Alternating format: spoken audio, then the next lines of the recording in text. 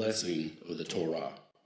Baruch atah Yahweh, Eloheinu melech haolam, asher bakar banu mikol ha'amim, ve'natan lanu et torato.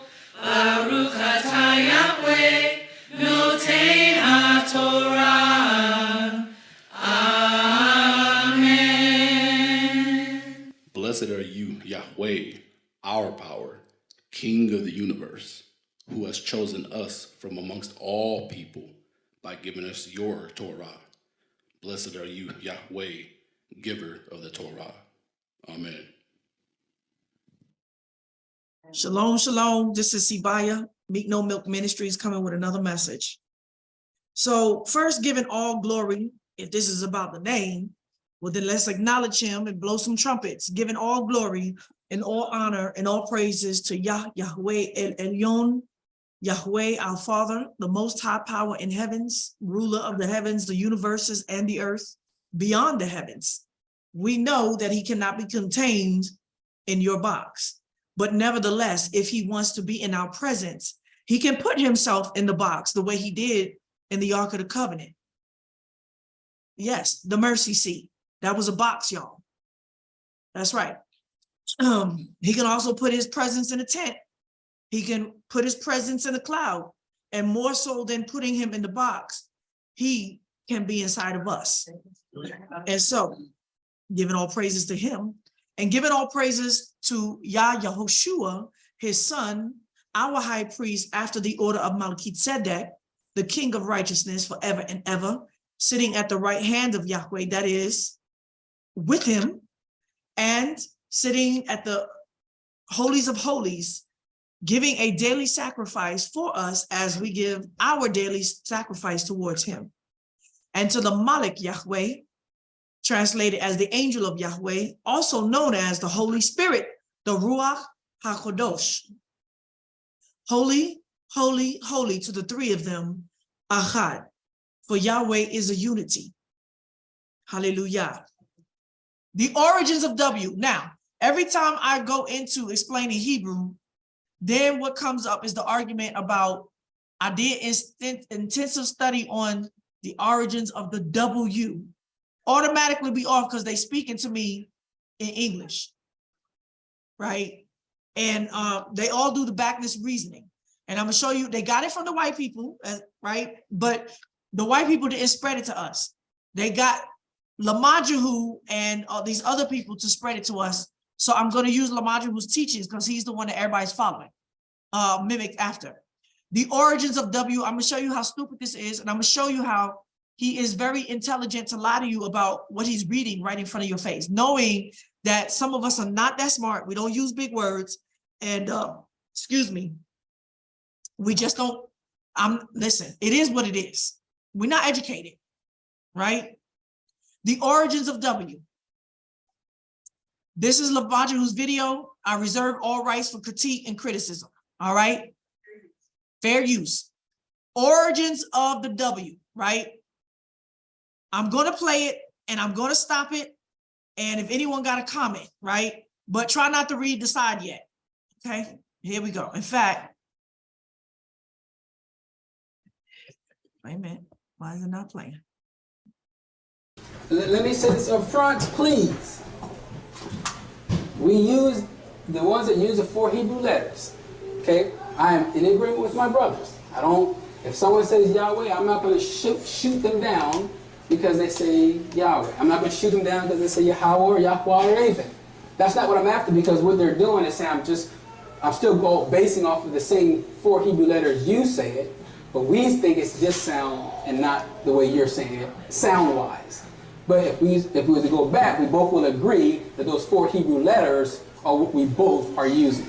Am everyone with me so far? All right, so I want to cause an offense with that. So, but let me read some of these things. Why I'm saying we believe it's Yahuwah versus Yahweh or YAHUAH or any derivatives of those. So I'm claiming again that his research is not his research. I'm not going to prove it today. I'm going to prove it later that he stole, lifted, took by permission of Brian Earl Allen in his book, 2004, revised in 2009, The Doctrine of Yahuwah, right? That every argument that he about to bring, I challenged it 6 years ago, and I already did this, but I just didn't put it out there.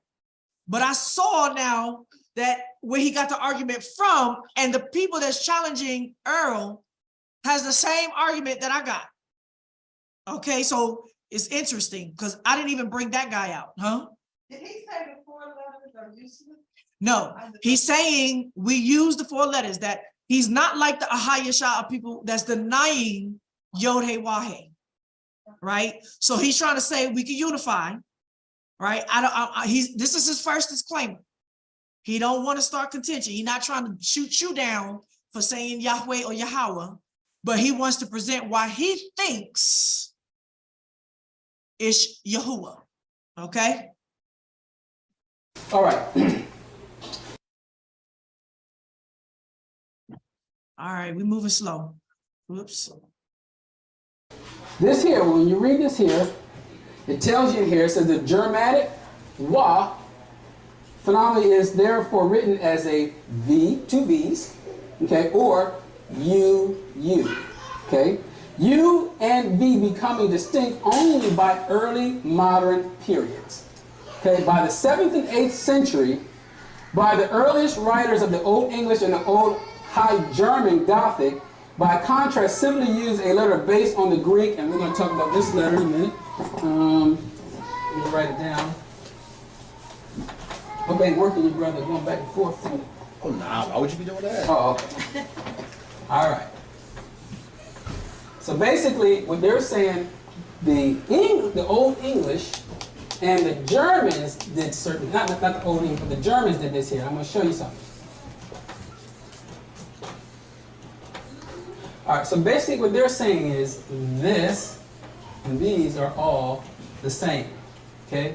However, and we're going to read what the sound was this later. Now, what he just said, is that what he just read? Do I have to play it again? This is the point where we get messed up. He's, in other words, in what he just read. And I'm going to show you what he read, and then he left out some information. He's re-editing information, but that's not what he just read. Think about it. So now he just implied that the Germans did this, and he's saying the sound. That the Germans turned the W, what did they say? The U into a W, to this, to a V. That's what the Germans did, and he's speaking about the sound, okay? Now, I'm gonna go back, I'm gonna play it again. I need y'all to listen, but we're gonna read what he's supposed to be reading. Let me say this up front, please, to cause an offense with that. So, but let me read some of these things. Why I'm saying we believe it's Yahuwah versus Yahweh or Yahweh or any derivatives of those. All right. This here, when you read this here, it tells you here, it says the Germanic YAHUAH phenomenon is therefore written as a V, 2 V's. What did it just say? Oops. No, y'all missing phenomenally. You heard how quick he said it, right? He said the Germanic YAHUAH is phonetically. Y'all missed it. I know it's hard to hear, but he speaks slow. I caught that. This is where we didn't catch. Phonetically. He's saying the German YAH sound is already declaring to you what? That Germans have a YAH sound. You didn't get that? It is true. The Germans have a YAH? Yes. Yeah, I know.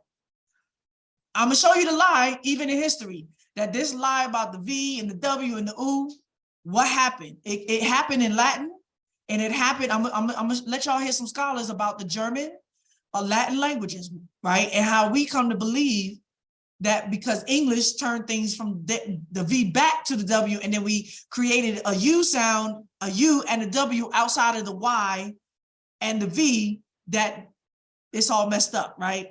But that's not what he just read. It said, let me go back. I believe it's Yahuwah versus Yahweh or Yahweh or any derivatives of those. All right. This here, when you read this here, it tells you in here, it says the Germanic YAHUAH phenomenally is therefore written as a V, two V's, okay, or U. What did he just say? Or read? Phonetic, he's messing with the, right, but he's talking about the sound. The sound, the German YAH sound, phenomenally, right? I can't even say it. Phonetically. I don't know how he's saying it, right? But I'm gonna read it to you to show that that's what it's saying, right?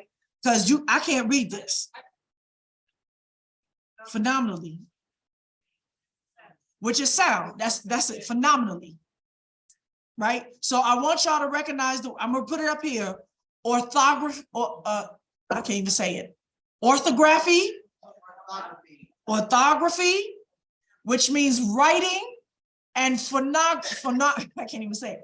Phonography. Yes. Okay, and phonology is the original sound. Phonology means the original sound. Orthography means the original writing or spelling or grammar. No, it's not. I got it. So what he just read was the Germanic YAH phenomenally was written. So what are they describing? Not the sound.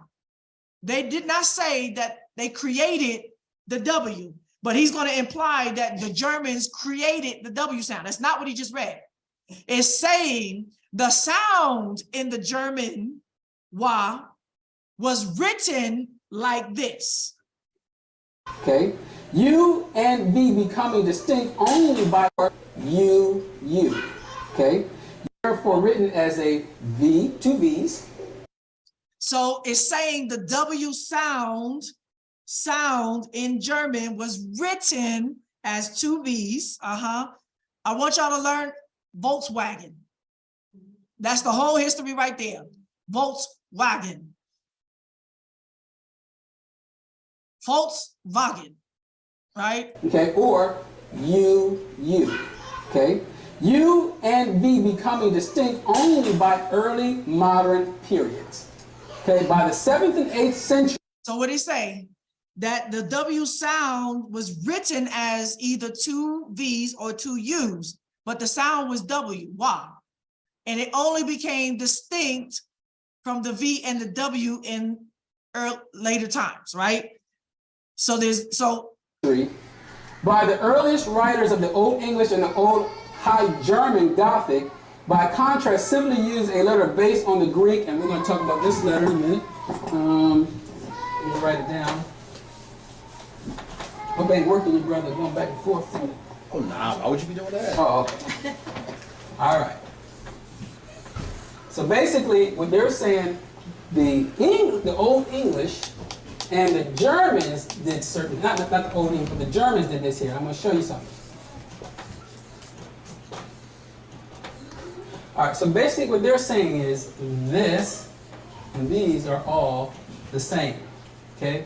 However, and we're going to read what the sound was this later, but basically what they're saying, the Germans now made this sound. Is that the end? A YAH sound. Is that what he just read? No. You see how he just lied on what he just read? It didn't say that. It didn't say they made that sound a YAH sound. It said the YAH sound they wrote like this. Okay? Listen, that's a German sound, is the YAH. Okay? Now, it's saying though, but in ancient times, which we'll read later, that this, and this all had one sound. Like this. Okay? All had one sound. Then when the Germans came. That's not what he just read. What he's saying, he's translating his argument for you already before you get there. He read that later they used a Greek letter to distinguish between V sound and W. So they're saying that the German V sound and the German W sound did not have a distinction. They used the same lettering. So they borrowed a letter from Greek letters, that is that letter, to distinguish between either the V or the W sound. Let me just take this out. It became like this. Now, when you look in your Strong's Concordance and you look at that ooh, you'll notice in the Strong's Concordance, you'll see these two back to back. All right? So basically, you'll see, for example, somebody use it like this here. Or, oops. So he just wrote YAHUAH with a W. So the first person that ever did that was the guy that I just showed you. And he wants to sell his book. So if you find out that there's a scholar or somebody else that he got his argument from that already published the book before him with the W, but he wants to do the book and distinguish you from buying that book with the W and just YAHUAH, he's going to now have to discredit the W altogether. So he's going to tell you that he believes it's an overkill and it shouldn't be pronounced with YAHUAH. Why? Because they want you not to buy the white man's book, because they want you to buy yours, right? it says, in the Greek, Oh, this is bad. let me just put that up here as well. It's rendering. I can't stop it like that.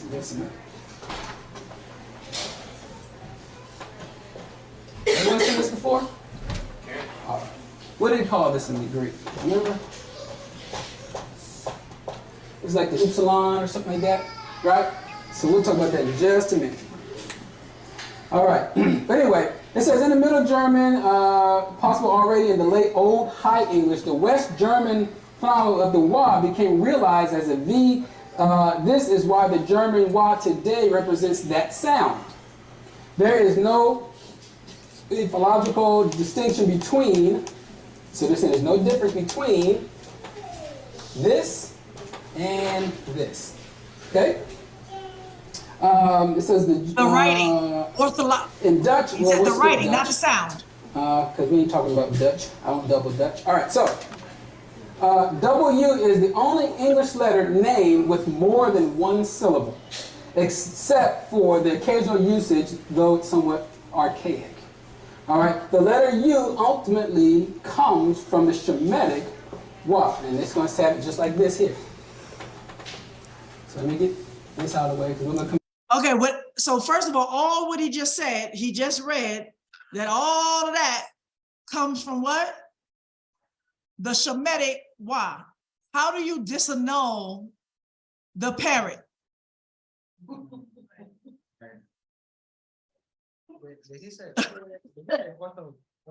Orthography. So it's the writing. He's saying that there's no distinguish in the letter that they use in German between the V and the W sound.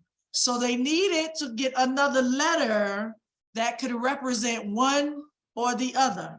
Now the orthography. Orthography is the original writing. The orthography is the writing. Is the writing. Phonography is the sound. I need y'all to remember this as we go through every argument and everything y'all read. This is where y'all getting confused, even with Paleo Hebrew, right? And he's playing on the fact that y'all don't understand the difference. Nowhere where it says the W sound was created by anybody. It says the Germanic wa was there, but they had one letter that could not no longer distinguish between the V and the W sound. So they had to borrow a letter from Greek, which all of these letters from the Latin and all the Slavic came from anyway, to distinguish their V versus their W. That's all it's saying. Look up the history of Volkswagen. It's a W and then the V. One, right? All right, and break it down, language terms. Back to the Greek in just a minute. This is bad. So basically, it says this right here came from this letter, or this. I'm gonna use this here. Everyone know what this is, right? Okay, great. All right, so this. No, it said that the writing, right, the YAHU, not the sound, the writing, the sound, the writing. Now for the sound of W, they use this. He said it's upsilon. I'm gonna show you that it's not called upsilon, it's eupsilon. Eupsilon. That's why you're gonna see that letter can be translated as a Y, V, W, or U. It's a eupsilon, not upsilon. It's eupsilon, right? And that the eupsilon came from the YAHU in Hebrew. How do you disannul the W sound in Hebrew? By going backwards. If the W sound came from it, then it came from it. It's not about the writing anymore. It's about the sound, right? All right. This is the 6th Hebrew letter. My internet is.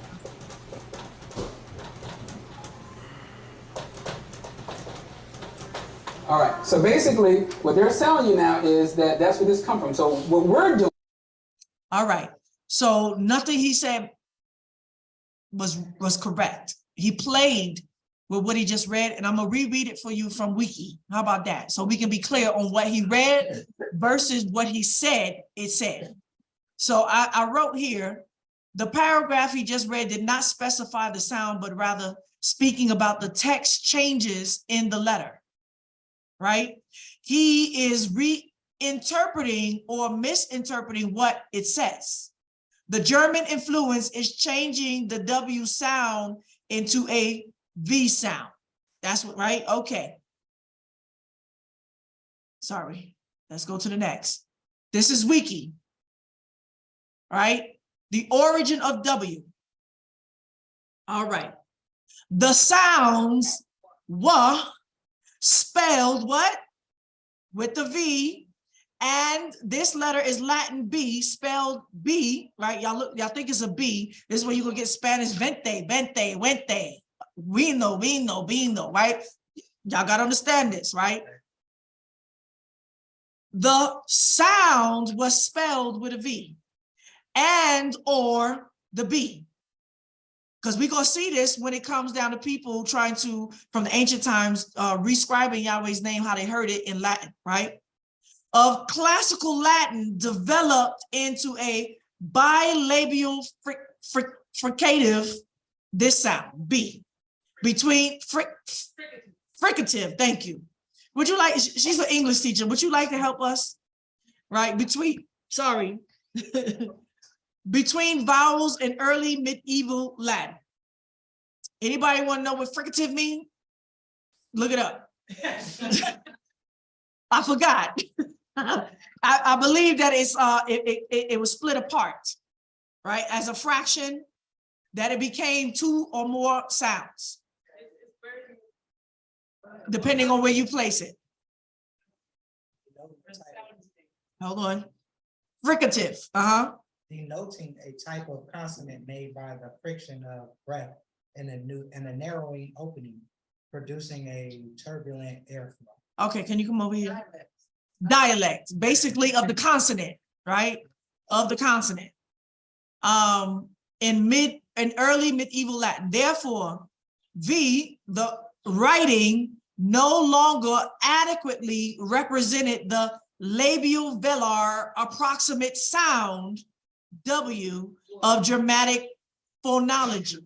So it's saying because this became a fricative this, right, sound in German, this spelling was no longer adequate to represent the W sound. Why? Because in early medieval Latin, what are they saying changed?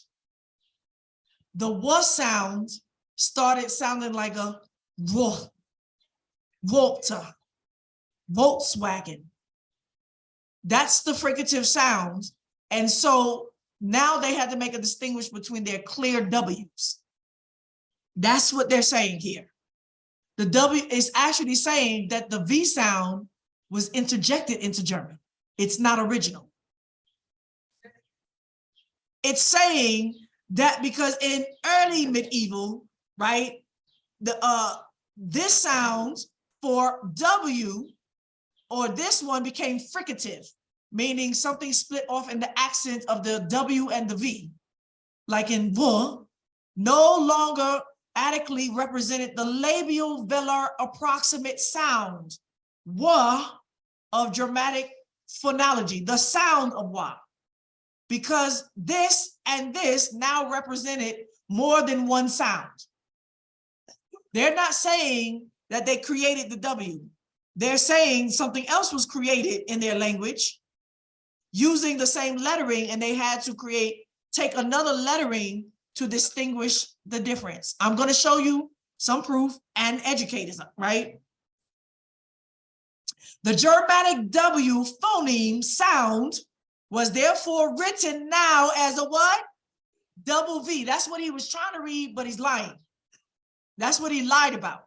It was therefore now written, no W was created.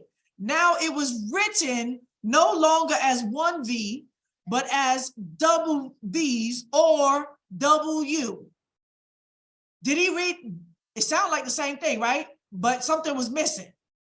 Or U or V becoming distinct only by the early modern period. Yes, that the phoneme, they changed. No, they didn't create the V, the W. It was already there, right?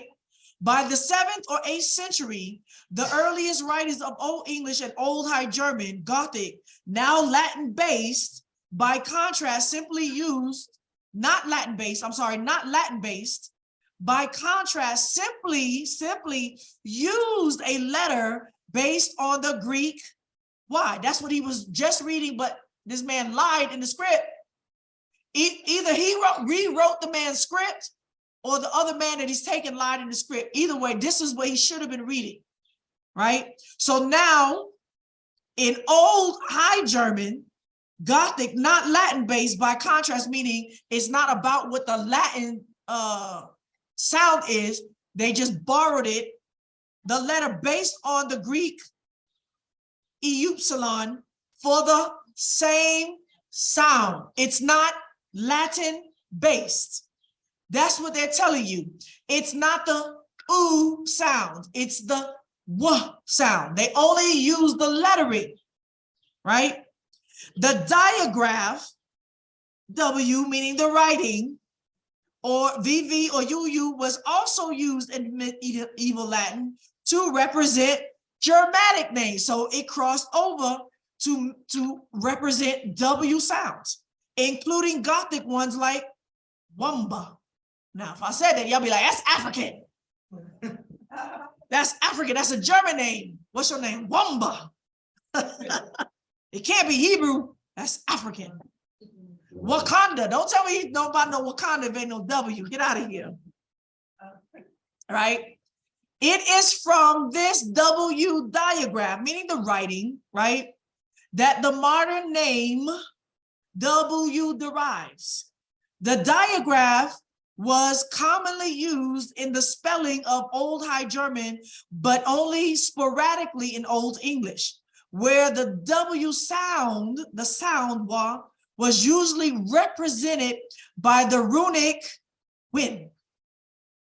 So they started including other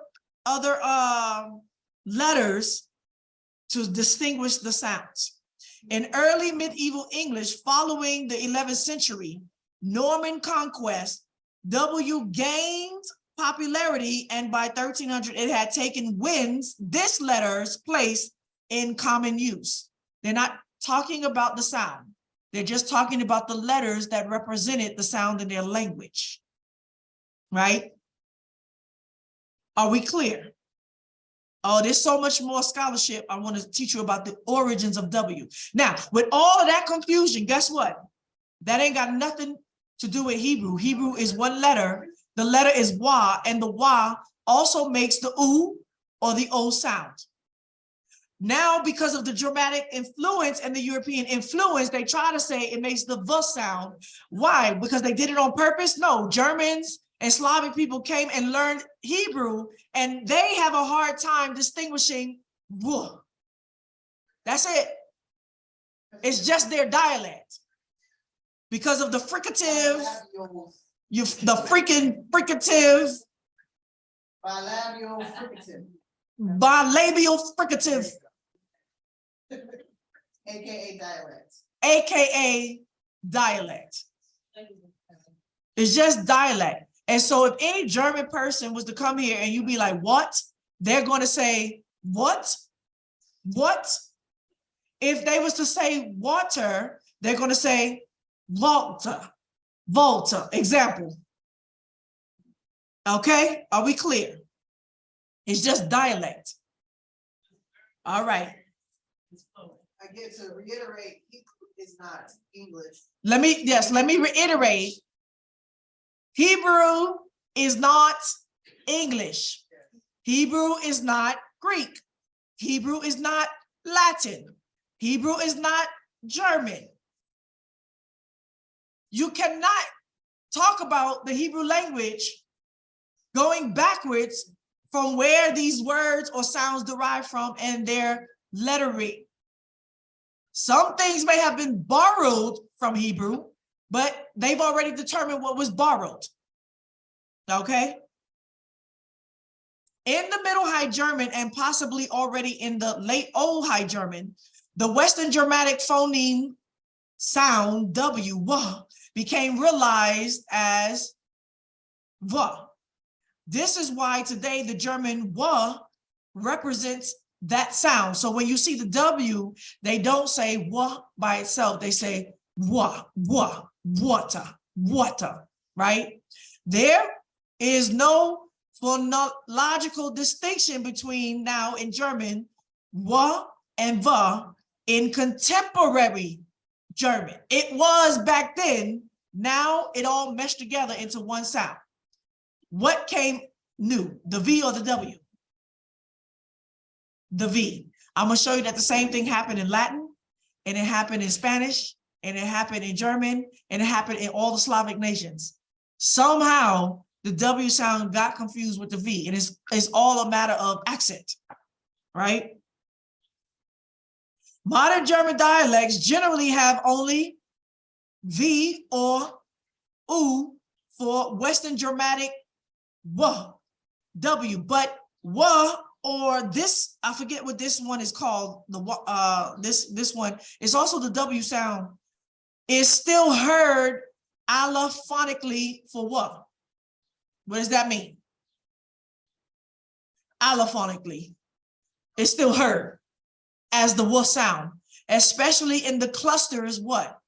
Schwartz, Zwa, Zwa, or Qua. So it's saying that you still can hear it, but it is connected with another sound. The W sound is still in German. Some Bavarian dialects preserve a light initial W, such as was. Standard German, Web, or Weissman.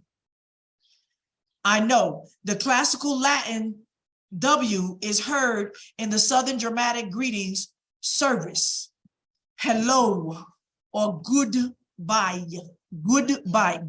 No, it ain't good. It ain't goodbye. It's goodbye.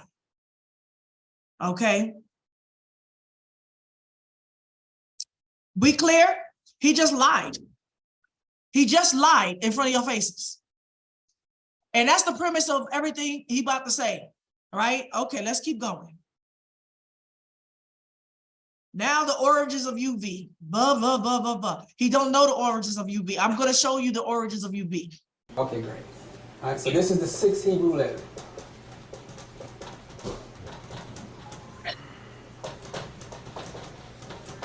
All right, so basically what they're telling you now is that that's where this comes from. So what we're doing is, because we most speak English fluently and they don't speak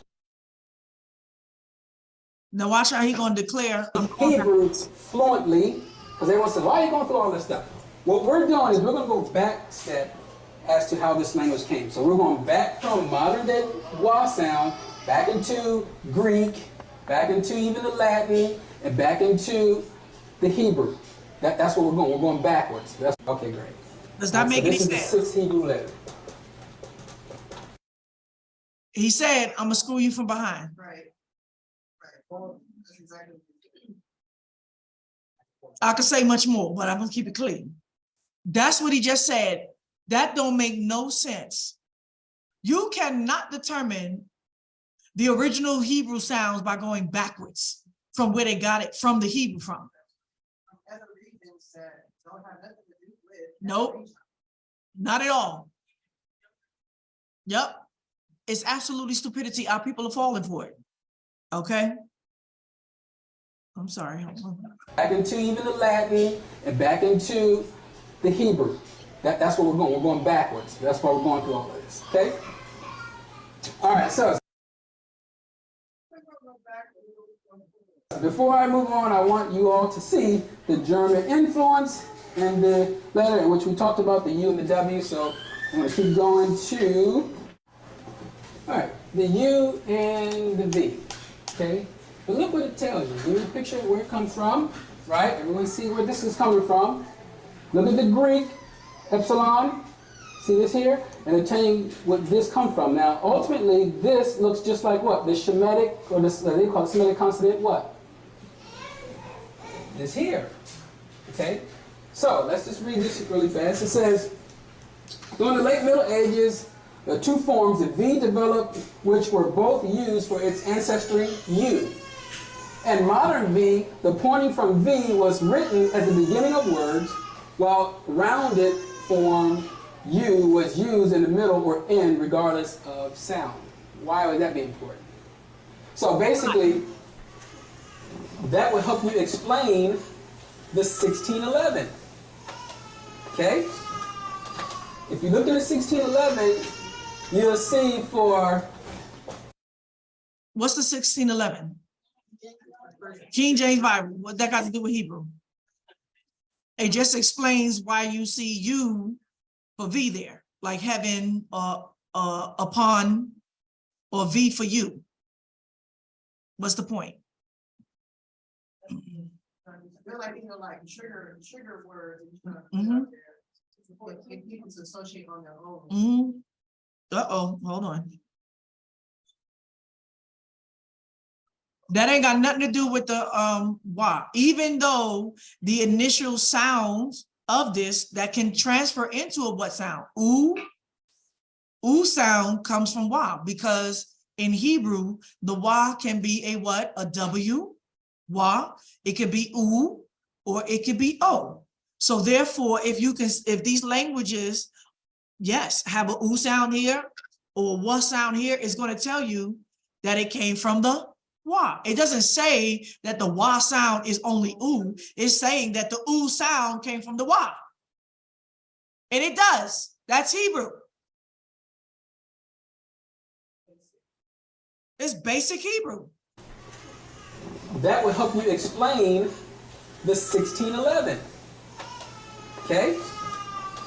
If you look at the 1611, you'll see for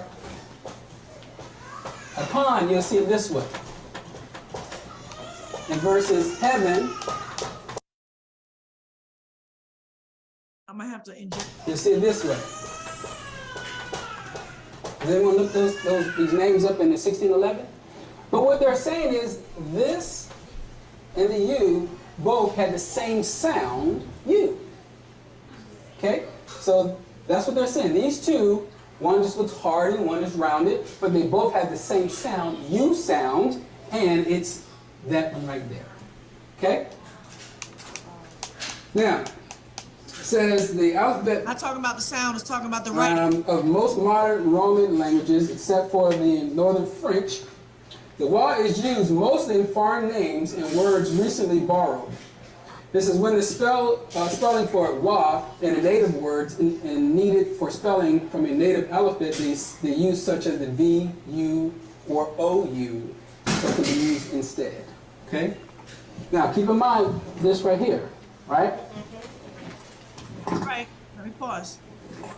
All right, so that's what this is, such as the V, U, or OU, so can be used instead. Okay? Now keep going back. Let's read that. Let's see if that changes or proves that there was no YAHUAH. Can you read it? Just trying to get closer. It says, the letters, what is it talking about? The letter U, V, and W that all have different sounds, U, V, and WA, are derived from the same proto-Semitic consonant WA as the FCF. We're gonna talk about the F for Fifi, Vivi. This is when you start just switching languages, right? Was based on the Greek, the gamma. We're gonna learn about the gamma. I want y'all to remember the gamma, right? Because you think that the Greek was like gamma, the gamma, but it was really a back guttural W sound, right? Here in the Semitic consonant, the Eusalon is adopted nearly identically by the Greeks as the 23rd letter of their alphabet and the vowel upsilon, right? The letter with a phonetic value Y, pronounced like the German Wu, was written either as this or this before it took classical form, right? Like that. That's how it was written in the handwriting. Let's finish. That ain't got nothing to do with proving that there's no W sound in Hebrew. In fact, it actually proves that there was a W sound. And he's making something complicated. I'm gonna write it for you in simple, like, right? The W sound, the O, U, and W, and the V all came from the one letter Wa. That's true in Hebrew. Yeah. Yeah, he's making it complicated, think that you can't reach this connections. Oh, I keep going. I'm sorry, y'all. Hold on. All right, let's finish. I'm gonna do this in parts. All right. This right here, right? All right, so that's what this is. You got that line in the Greek, and it looks just like, as it says, the Phoenician Y, as it's called, right? But it's telling you the sound of it is a U sound. So why would that be important? Just like, I don't know how many of you guys follow Paleo Hebrew. Here we go, Paleo Hebrew. Off topic here, but does anyone know what this is? Huh? He just jumping. What's that then? That's the hay. Okay. So this is the yolks, we're getting rid of that. But this is the hay, right? But when you look this up, it tells you that this is where we get the English E from. Okay? So some people think that this here is not a hay sound or H sound, so to speak, but they believe it is a E sound. Well, the problem is this hay had an H sound, but the E borrowed its form from there, not its sound. Okay, that's the problem. But That's the problem with what he just did with everything else. This is talking about the writing, right? And I don't know why he threw that in there. It has nothing to do with nothing, right? Yeah, to think that he's a lie. Yeah, that they caught his lie. They'd be like, oh, but he. So this whole thing that he read is not talking about creation of sound.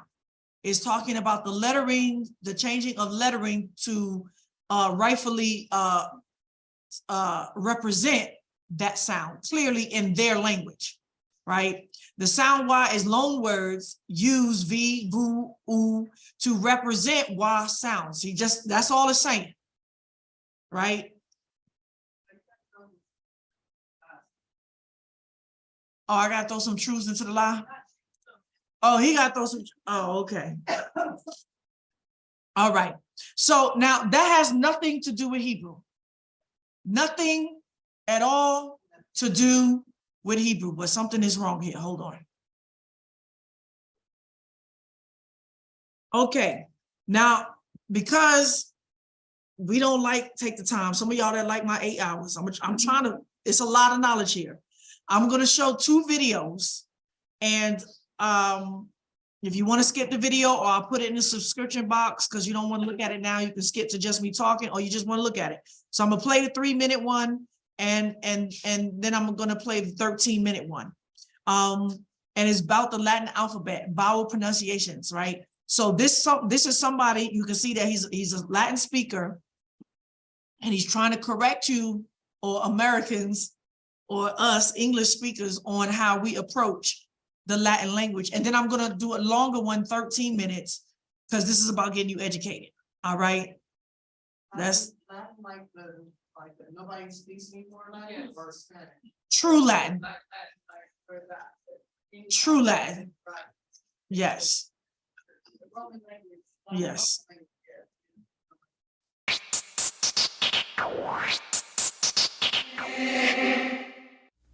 The Latin vowel forms the meat of each word, and you can't have a word or a syllable in Latin without a vowel. Each vowel comes in long and short forms, and you'll be able to differentiate between these with the long mark, called a macron, which is Greek for long, placed over the vowel. Beware though, macrons aren't always placed over vowels in all books, since macrons weren't invented until well after the classical period. So here's how each vowel sounds in its corresponding long and short forms. We'll start with A. When the A is long, it's like the ah in father. When short, it's an as in idea. So this is the difference between how you would pronounce the words puella and puella. The long E is an A, like the vowel sound in date. The short E is an in bet. So you can hear the difference in the words haber and duker. The I when long sounds like the E in machine. When short, it's an as in sit. The long I is at the end of laudawi, and the short I is at the end of laudawit. The long O is an O as in holy. Did y'all see? It was still a W in Latin, used as the V. Okay. But this wasn't the one I wanted to show you, but I'm going to go with it anyway. The short O is an as in off. The length of the O is the difference between the words pompa and Pompeius. The U when long is an U sound like in hoot. The short U sounds like as in foot. Manus and manus. Finally, the Y sounds like the vowel in the French word tu or in the German über. This vowel was borrowed from the Greeks and is often used only in Greek words in place of the upsilon. Apparently, Latin speakers also had problems pronouncing this vowel correctly, and its sound changed to more like an E. Nevertheless, we should try to pronounce it in the classical way. So, Tyrannus. Apart from these vowel sounds, though, there are also combinations of vowels called diphthongs. A diphthong occurs when 2 vowels merge together to fill up 1 syllable space. So you end up pronouncing each vowel, but you don't pronounce them separately. So here, let me illustrate. The most common diphthong in Latin is the A-E. We pronounce this I, and if you listen very carefully in I, you can hear that the A merges with the E, I. So we lie. The other diphthongs in Latin are EI, pronounced A, as in dende, OE, which is oi in poina, EU, which is eu in seu, AU, which is au, as in aurum, and UI, which is wi, like in huic. Diphthongs, because they are 2 vowel sounds in one, are always considered to be long syllables, and this concept becomes very important in studying Latin poetry. Okay.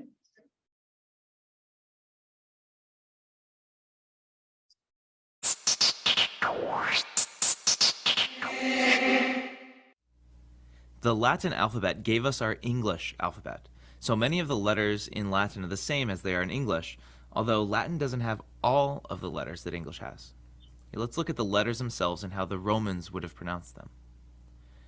A, B, K, D, E, F, G, H, I, K, L, M, N, O, P, Q, R, S, T, U, X, Y, and Zeta. There's a couple of notes about these consonants. So you can see that this is the one that he pointed out. It has a sort of a slight Y. That's why you're gonna see it's like a Eupsilon, right? And he said that this was right? So first, the Latin C was always hard. So what do I mean by that? It's always going to sound like a K in English, like the C in cat, and never like the C in cinch. It also never sounds like a CH, by the way.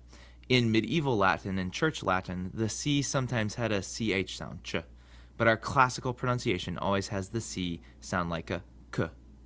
So this name is pronounced Caesar, not Caesar. The same goes for the G. It's always hard like the G in gain. It's never going to be soft like in gem. So fugitivus.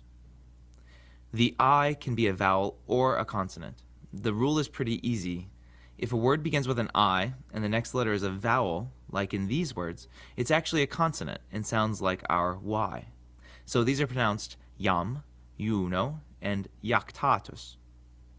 Also, when the I is in between two other vowels later on in the word, it acts like a consonant too. So it's huius and peor. In the Middle Ages, the consonantal I was differentiated from the vowelic I by making it a little bit longer and curling it. And so this is where the J comes from in English. And that's why the name in English is Juno. In Latin, just like in English, the Q is always followed by a U. And in this situation, the U never counts as a vowel. It's just part of the Q. So it's quis and equus. The Romans trilled their letter R and even described this as the dog letter because it sounded like a dog when it growls. Romanus and arma.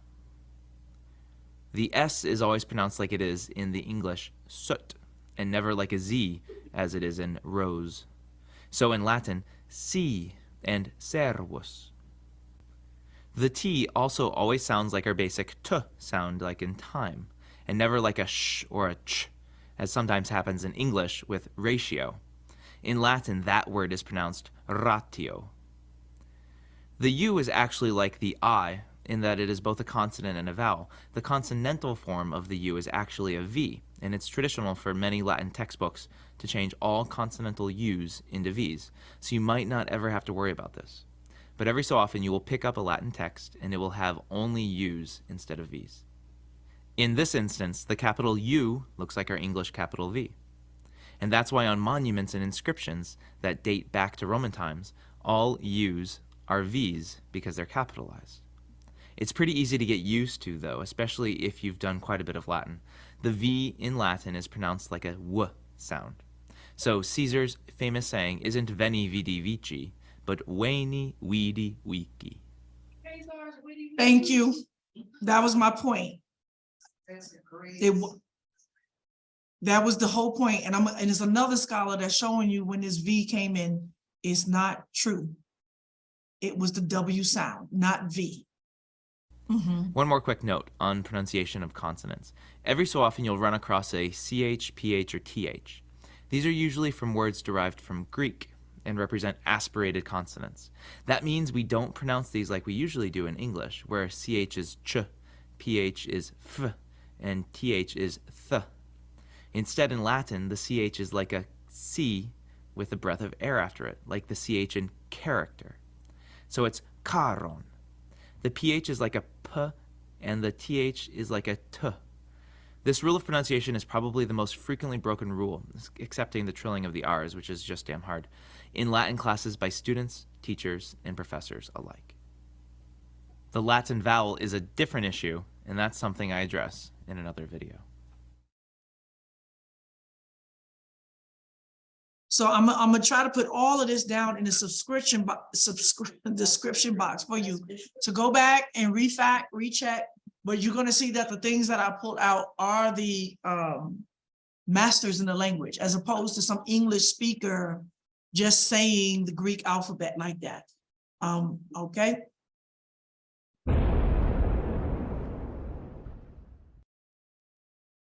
Hi everybody.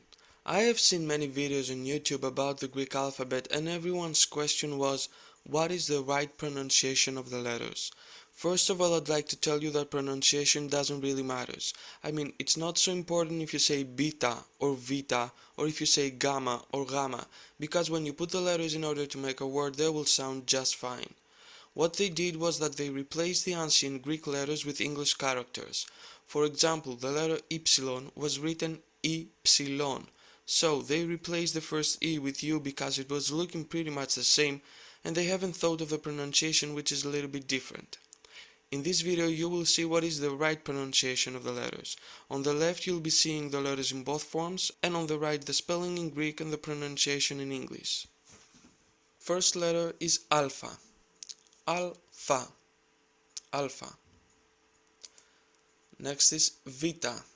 You must have heard it like beta or beta. Replace the letter B with V and try to say vita. Vita. Next is gamma. You must have heard it like gamma. So replace G with W and try to say gamma. Gamma. Next is delta. You've heard it like delta. Replace D.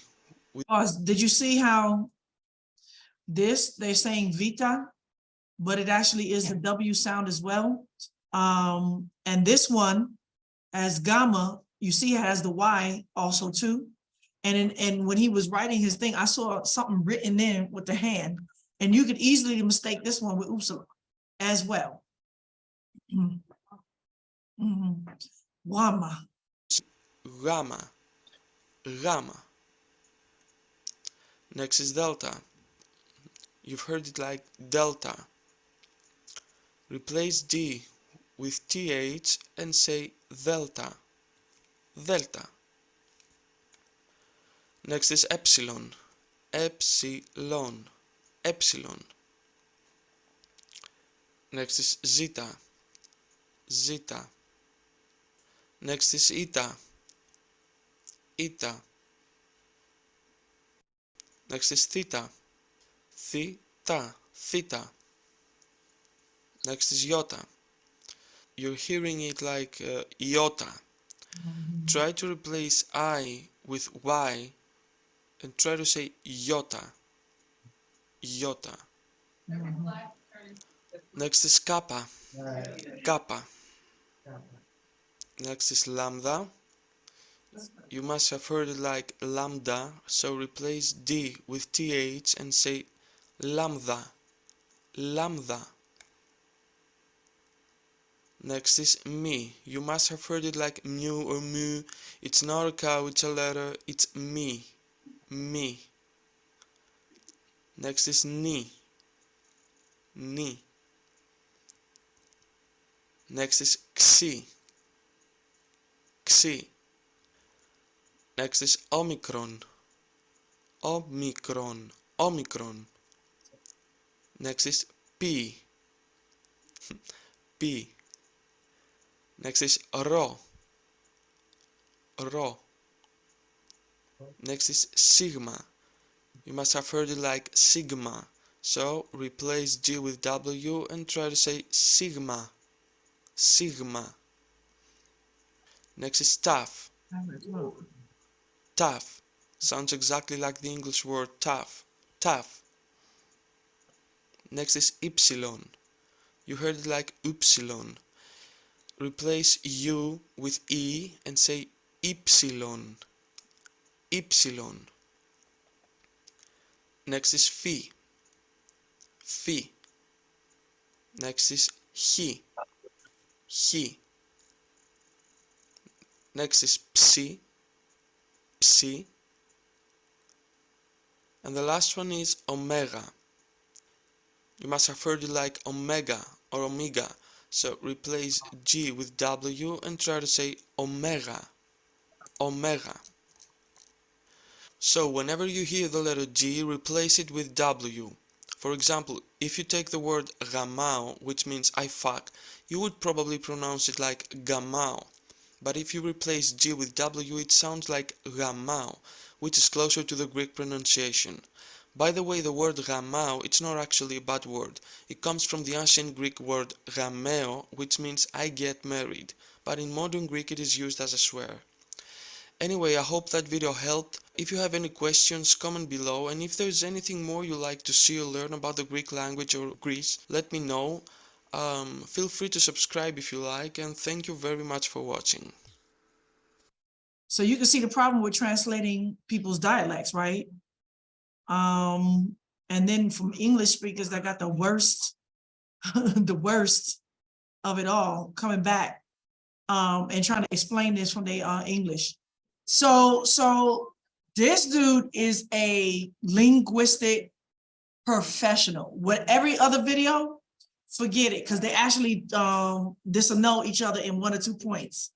However, this dude is a linguistic scholar from all of the languages. So even to the point where I think I might even skip all of that and just put this in there.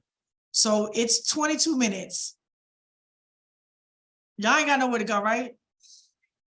All right. Okay. I got quite some editing to do, but I want to play this. This is 22 minutes. I'm giving him 23 minutes of my time because this man is a scholar, a linguistic scholar, and etymological scholar. I'm making up words, right? Y'all know what I'm saying. Etymology specialist. He does a lot of explaining the history of the changes in accents between the Latin and the Slavic and the Greek and the German. But since we're going backwards, we just already blew out the fact that Lamajah either doesn't know how to read or he's a great deceiver, but everything he read had nothing to do with changing sound or creating a new sound. It had everything to do with what letters now is going to be used to represent the sounds in different languages. Wah is still a wah. That's all he ever proved. Wah is still a wah. But now let's go into a little bit of the Greek, because he's saying, and a lot of people still say, that V or that U represents the V sound, or that sound represented the V sound or the U sound, or the V sound in German, which we just found out that it doesn't. It represents the W sound, and then it started to represent the V sound as well. And so they had to change the lettering for the W to represent its clear sound. But it originally came from the Latin and the Greek. So let's find out why they would use that lettering, right, for Latin and Greek. How about, let me just tell you what he's about to teach you, because it was the WA sound, not the V. Okay, here we go. Am I recording? Yes, I am. Make sure everything is up. I'm gonna put it in the description box. Very good. I'm gonna put it in the description box. They just have to remind me to do all of this, right? Okay, here we go. I'm going out.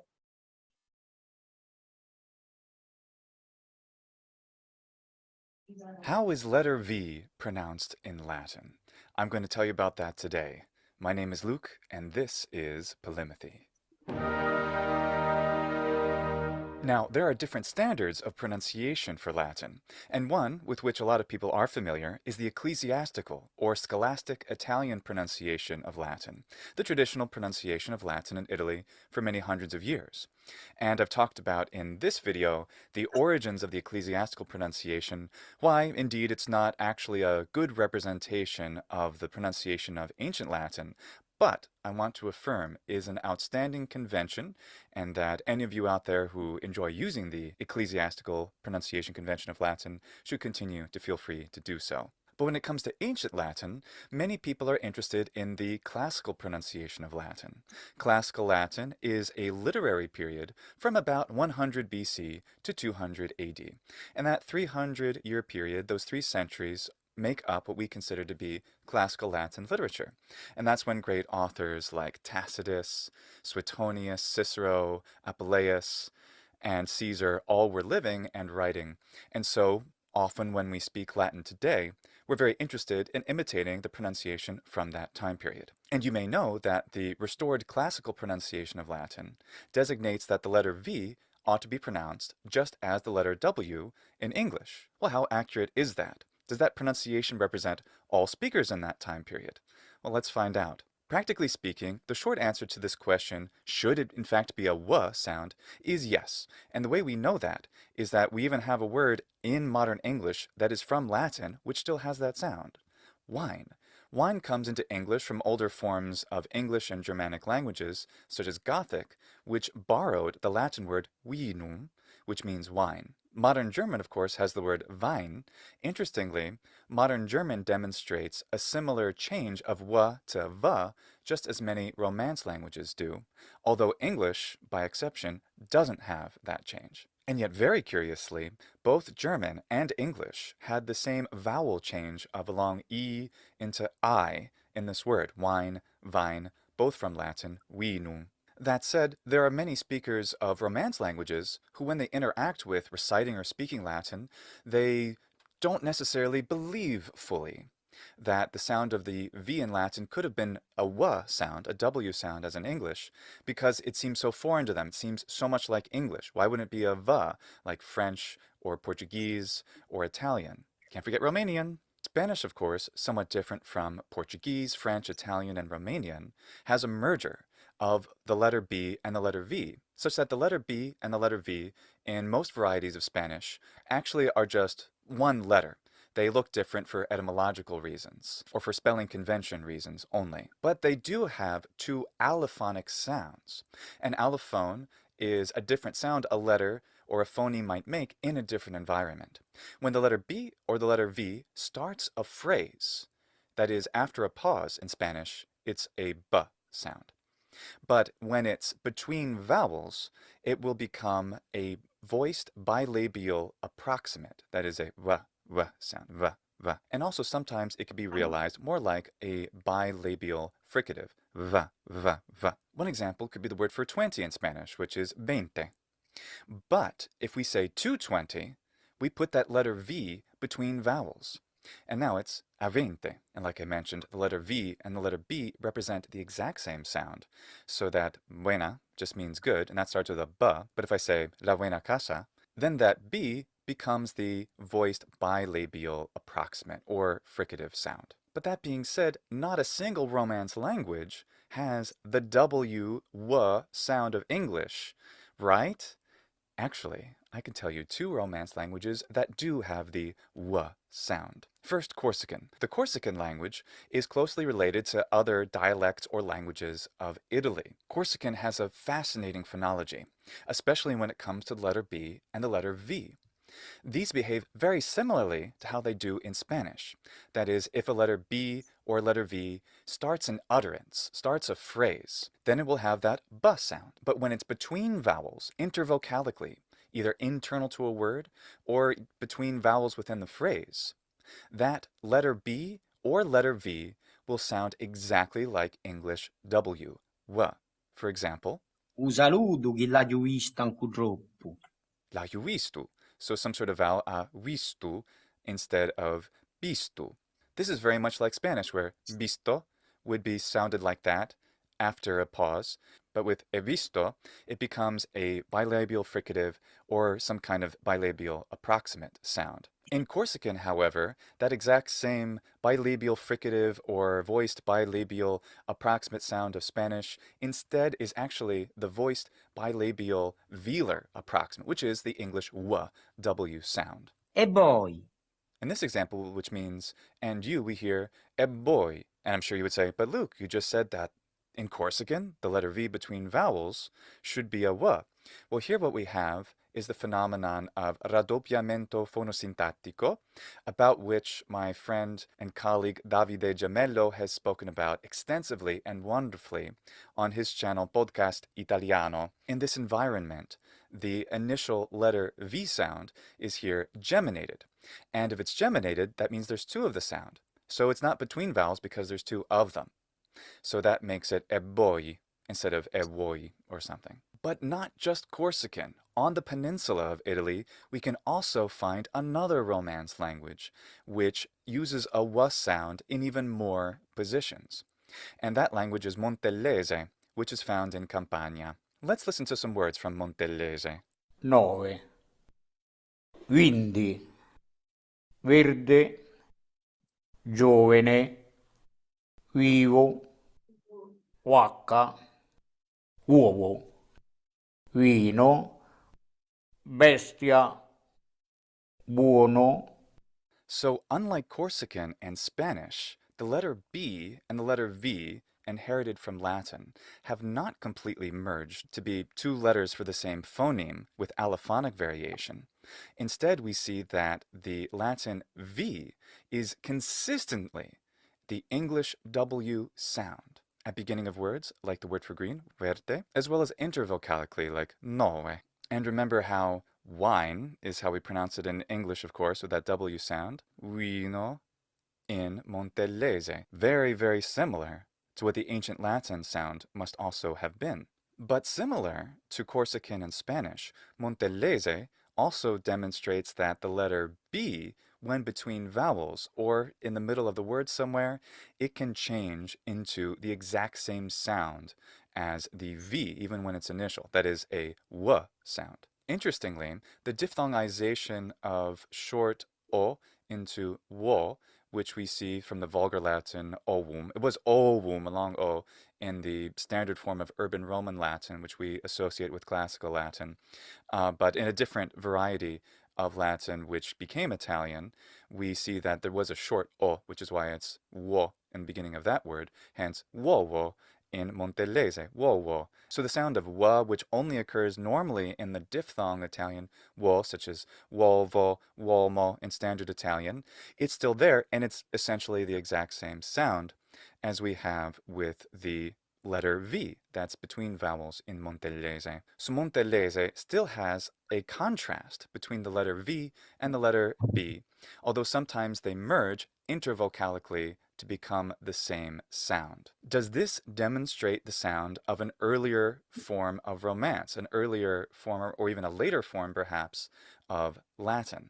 It absolutely could. So the fact that there are at least two Romance languages, as well as, by the way, certain accents in Lazio, that is Latium, the region around Rome, where this sound occurs rather frequently, that means that the notion that the sound of w in classical Latin restored pronunciation as being somehow unfit for Latin because it's not found in, say, Spanish or Portuguese or French or Standard Italian, can't forget Romanian, doesn't really carry water. But it doesn't mean that Montellese is necessarily demonstrating a phonetic stage in the evolution of these sounds. Evolutionary stage, I mean, because we can see how we get the V sound in Standard Italian and many other Romance languages. But it could. Another possibility is that they did merge into something more like a V and then went backwards into the W.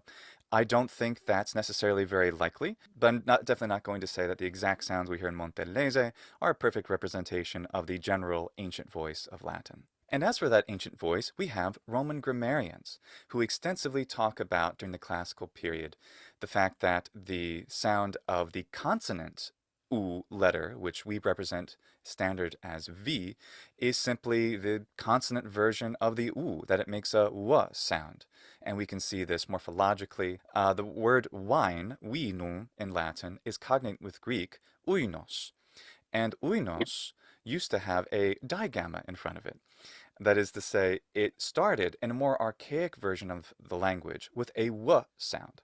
And some dialects of Greek would use the digamma to represent W. So, for example, Homeric Greek had wuinos instead of uinos. But in Attic Greek, the prestige dialect during the classical period, which is the foundation of Koine Greek, the sound of the digamma, the W, was completely dropped. We can see it in another cognate. The word for I saw in ancient Greek is idon, and this is cognate with Latin vidi. In fact, idon used to start with the consonant sound of W, the digamma, vidon or wedon. So the original archaic sound of the letter that we write as V today in standard Latin orthography definitely represented the W, the W sound, in an archaic period. Did it in classical Latin as well? Absolutely. However, we start to see some really interesting things in the 1st century AD. We have Pompeian inscriptions dated exactly to the 15th of September, the year 39, where we see spelled like this, Yobe, the ablative form of the word for Jupiter, and DB. Now, what does this mean? Does this mean that it was actually pronounced like ba? Almost certainly not. What's occurring here is a demonstration that whatever the sound that the letter V is supposed to make is close enough to the sound that the letter B makes for this author to write it like this. And when we look at Montelese and we see that the letter B is totally merged with the sound of W, just as it is in Corsican, it could mean that for this group of speakers, or even for many speakers, the sound of the B between vowels had gone from B lenited to something more like a fricative, like a V, and then even perhaps become an approximate V, or even W, such that when the person was writing diwus, they knew that the letter B between vowels is a W, and then they would write it in exactly that manner. That's one explanation.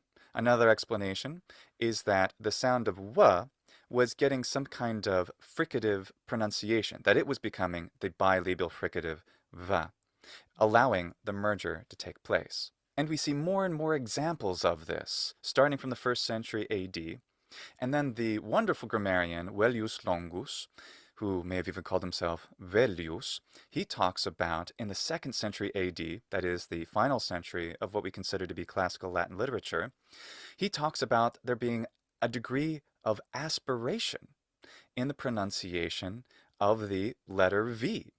And aspiration isn't how we would call it today. We would describe it as a fricative sound.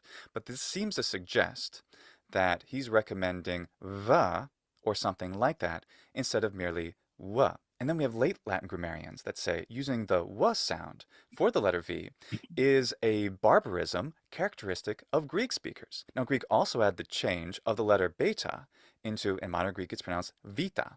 It's a labiodental fricative, V. But during this Roman classical period, it almost certainly was becoming V, a bilabial fricative, which is how I pronounce it in the Lucian pronunciation. So since Greek already had a fricative type sound, which was quite similar, why would they use an old W sound?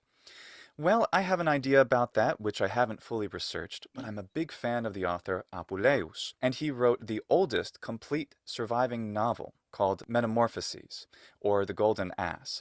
And in it, he seems to depict rustic Greeks speaking Latin using several archaic forms of Latin.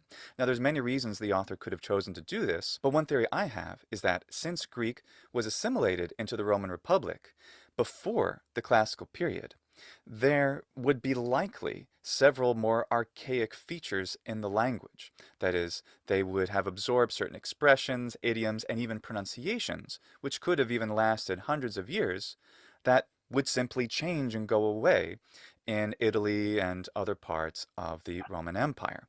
Similarly, for example, the American English dialect, we use a strong R sound at the ends of words. And this is typical of an older pronunciation of English in England, even though many British dialects are non-rhotic, as I talked about in the ro video. For example, I say father, a Brit would normally say father. Not all, of course, there are many different dialects in England, but that's the best known pronunciation perhaps from England today.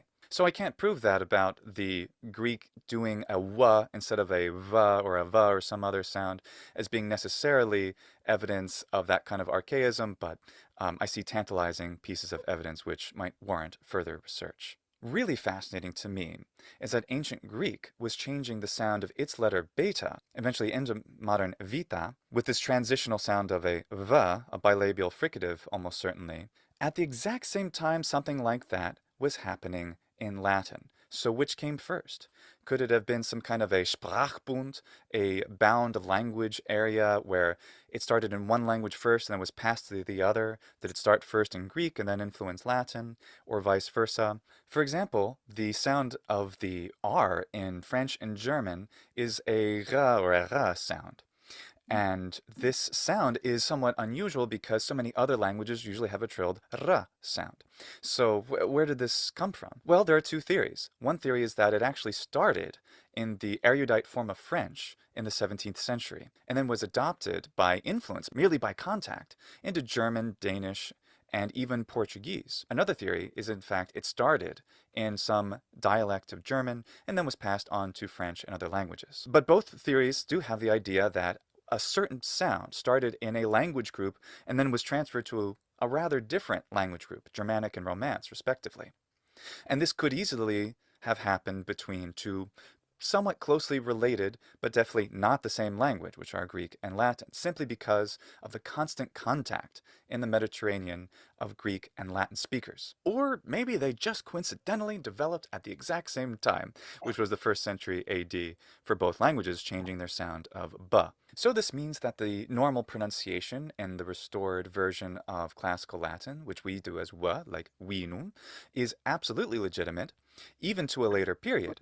Yet we can find plenty of speakers who are changing their pronunciation. And that pronunciation was demonstrating a merger, a somewhat gradual merger, of the intervocalic B and the letter V. And to hear a really cool example of what this might have sounded like when the merger was beginning to occur in native speakers, I recommend my friend Stefano Vittori's channel. And there Stefano does a fabulous dramatic reading of Petronius, where he continues to distinguish the letter V from the letter B, but he makes both sound a little bit more like the other. He adds a degree of lenition to the intervocalic B.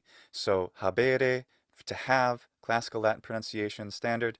Instead he does habere, habere. It's a little bit more like an approximant or a fricative. While for the letter V, he compresses it. So instead of verum, he says verum, verum. So you'll say habere and verum. They're a little bit different. They still can be distinguished, but darn, they are very much closer than they were before. And I love this. In fact, I do this sometimes in my classical Latin recordings because I find it gives a little bit of feeling of authenticity to what the real natural sound might have been. I don't always do it, but I do like it. In fact, some people have said they've heard it in some of my songs. I'm like, yes, I know it's not wrong. I'm doing it deliberately. So that means if we want to speak Latin with a restored classical pronunciation, clearly distinguishing w from b, that's fine. But it doesn't seem to make much sense to use b and v, and to say that's absolutely a historical representation of the language. So it definitely seems vanishingly unlikely that we would have a normal intervocalic b sound like in habere, but also have the letter V pronounced as a true V, a labiodental fricative, because all the evidence shows that those two sounds intervocalically were going towards a merger or had completely merged. Absolutely, they completely merged by the time we have a V, a true V sound in later Latin and early Romance. There is this complex change. When the sounds were clearly distinguished with a W and a B intervocalically, well, we'd have to use W and B. Or we could do what Stefano Vittori does, which gives us more of a 1st century AD sound of starting to compress the W and then to lenit the intervocalic ba, like avere, or we could fully merge the two sounds together, something like Spanish or Montelese or Corsican. Those would all be, I think, good representations of the sound of Latin as it's changing through the centuries. If you want to learn more about how ancient wa has changed into va and other sounds in different languages, I can recommend 2 videos and 2 really great channels. First, the wonderful Jackson Crawford recently discussed this topic with regard to Old Norse, how the sound of what is written as v, how it was a w, how it changed to va, but even how it remains a w in certain isolated dialects of modern Nordic languages. Definitely subscribe to Jackson Crawford, he's the best. And on the exact sounds of Spanish and how to realize them, go to Linguriosa, where she talks about, in Spanish, great videos by the way, exactly this sound. And the links to both of those videos are in the description. Finally, people are usually annoyed by the idea that classical Latin would have a w because of the famous Caesarean phrase, I came, I saw, I conquered. Often they've heard it first in that ecclesiastical pronunciation, veni, vidi, vici. It sounds absolutely cool, just like everything in ecclesiastical pronunciation. And then they go, it's not going to be wanny, weedy, winky. I know, well, if you say it like that, of course it sounds terrible. But there are many languages which can sound just as strong, or sweet, or rough, or dulcet as you like, and they have a w sound. So instead of saying wanny, weedy, weaky, we say wanny, weedy, weaky. That's right. Then it sounds perfectly strong and tough and Caesarean, doesn't it? Just like most sounds in a language that seem strange at first, once you get used to them, they have all the same power and expressive potential as pretty much anything. So wanny, weedy, weaky can sound perfectly strong and gruff and rough, just like any sound in a foreign language that sounds strange to us at first. Once we get used to it, we don't really notice it that way anymore. What other sounds in the transformation of Latin and ancient Greek into their modern variants do you want to hear about next? Write a comment in the description. Thanks so much for watching. Walete.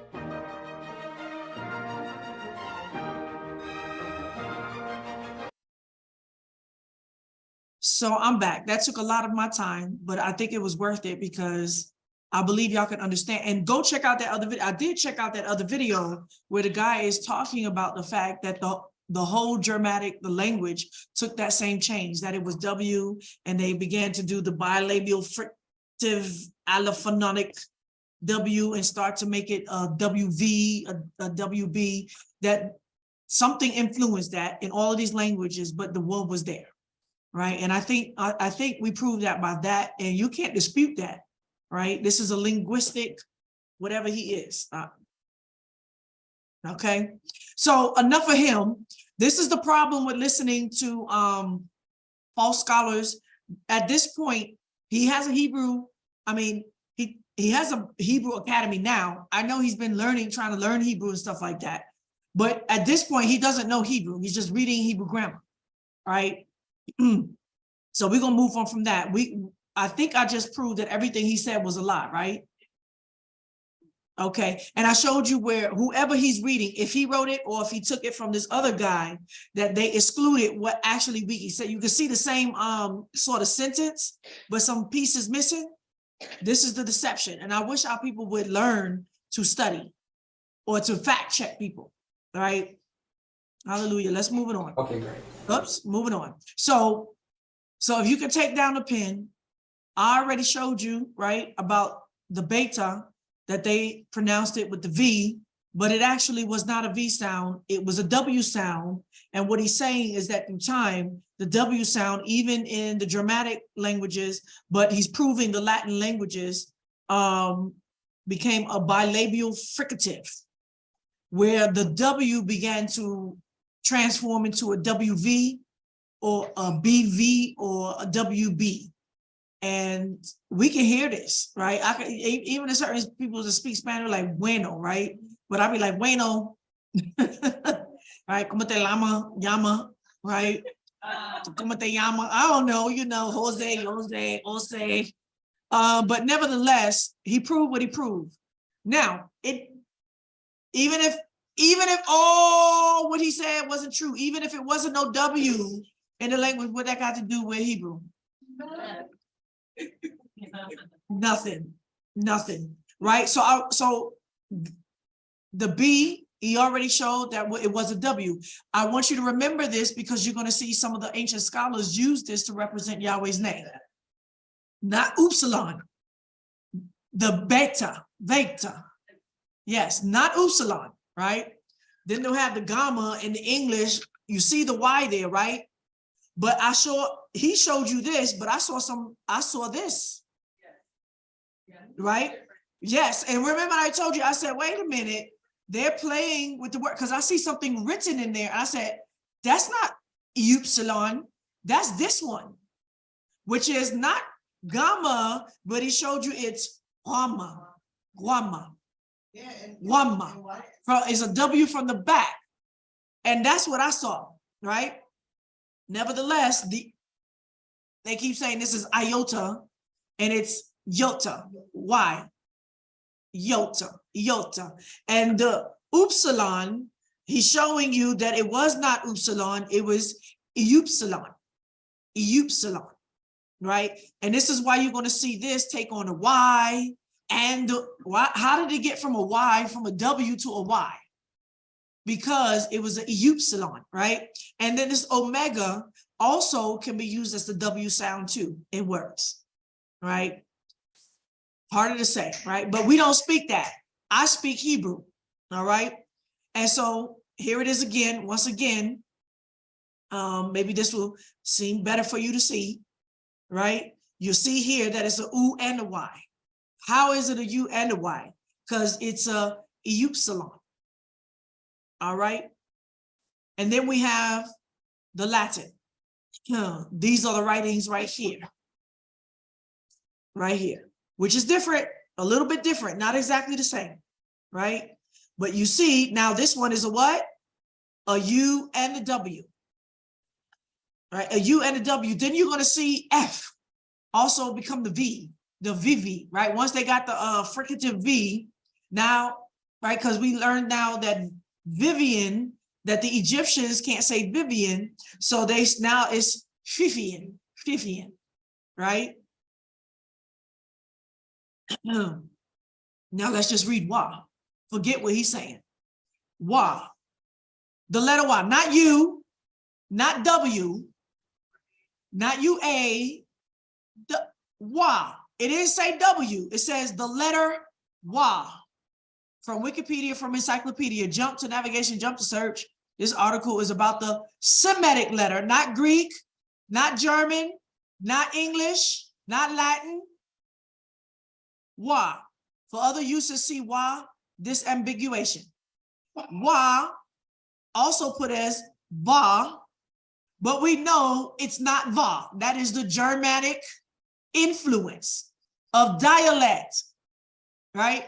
I'm not saying that they put the V there on purpose. I'm saying that their dialect wouldn't allow them to say it clearly, right? Wa, hook, is the sixth letter of the Semitic Abijads. What is Abijads? Anybody know what Abijads mean? It's a writing system. It's a Semitic writing system where they do not have vowel point. It's all consonants. So Abijad is in lieu of the fact that English has A, B, C, D, E, F, G, H, I, J, K, L, M, N, O, P, Q, R, S, T, U, B, W, X, Y, E, and Z, right? Abijads don't have that. That means that the lettering system is consonants, all consonants first. I'm not saying it doesn't have vowels. I'm saying the letter system represents consonants, including what? Phoenician. That would be what they're calling what? Where Paleo writing came from, right? The Phoenician Wa, that's Paleo, right? That's Paleo Hebrew script.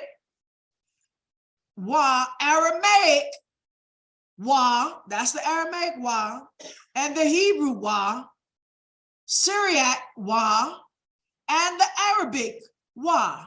All of these languages have the Wa. And you're going to sit up here and tell us that all of these languages don't have a Wa sound in it. 6 in the Abjad order, 27th in the modern Arabic order. It represents the what? Consonant W, Wa. In what? Original Hebrew. and V in what? The modern Hebrew. So he says, yes, in the modern Hebrew, you can definitely get the W. No, they would not pronounce it like that in the modern Hebrew. They would use the V because of the Germanic influence. And us that's doing Hebrew, it doesn't matter. I don't care about the V and the Y if we, right? But when it comes to Yahweh's name, when it comes to us saying the Shema, though our teachers may use the V because if you got to use it, but the Yemenites still use the W, the Y. They don't use the V. It's the people that's learning Hebrew now using the V. But we are going to go back to the W because that's what it is, right?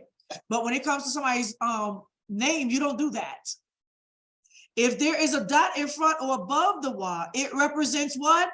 The vowels U and or O.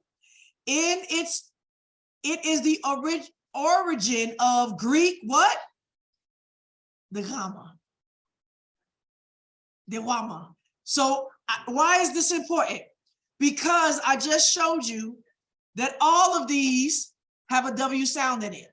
Some of them are fricative, bilabial, allophonically described. So let me go back. The gamma, they put Y there, but it's actually a wama with a W. This upsilon also represents the W, and the omega also represents the W, and the beta also represents the W, right? Now this makes sense, right?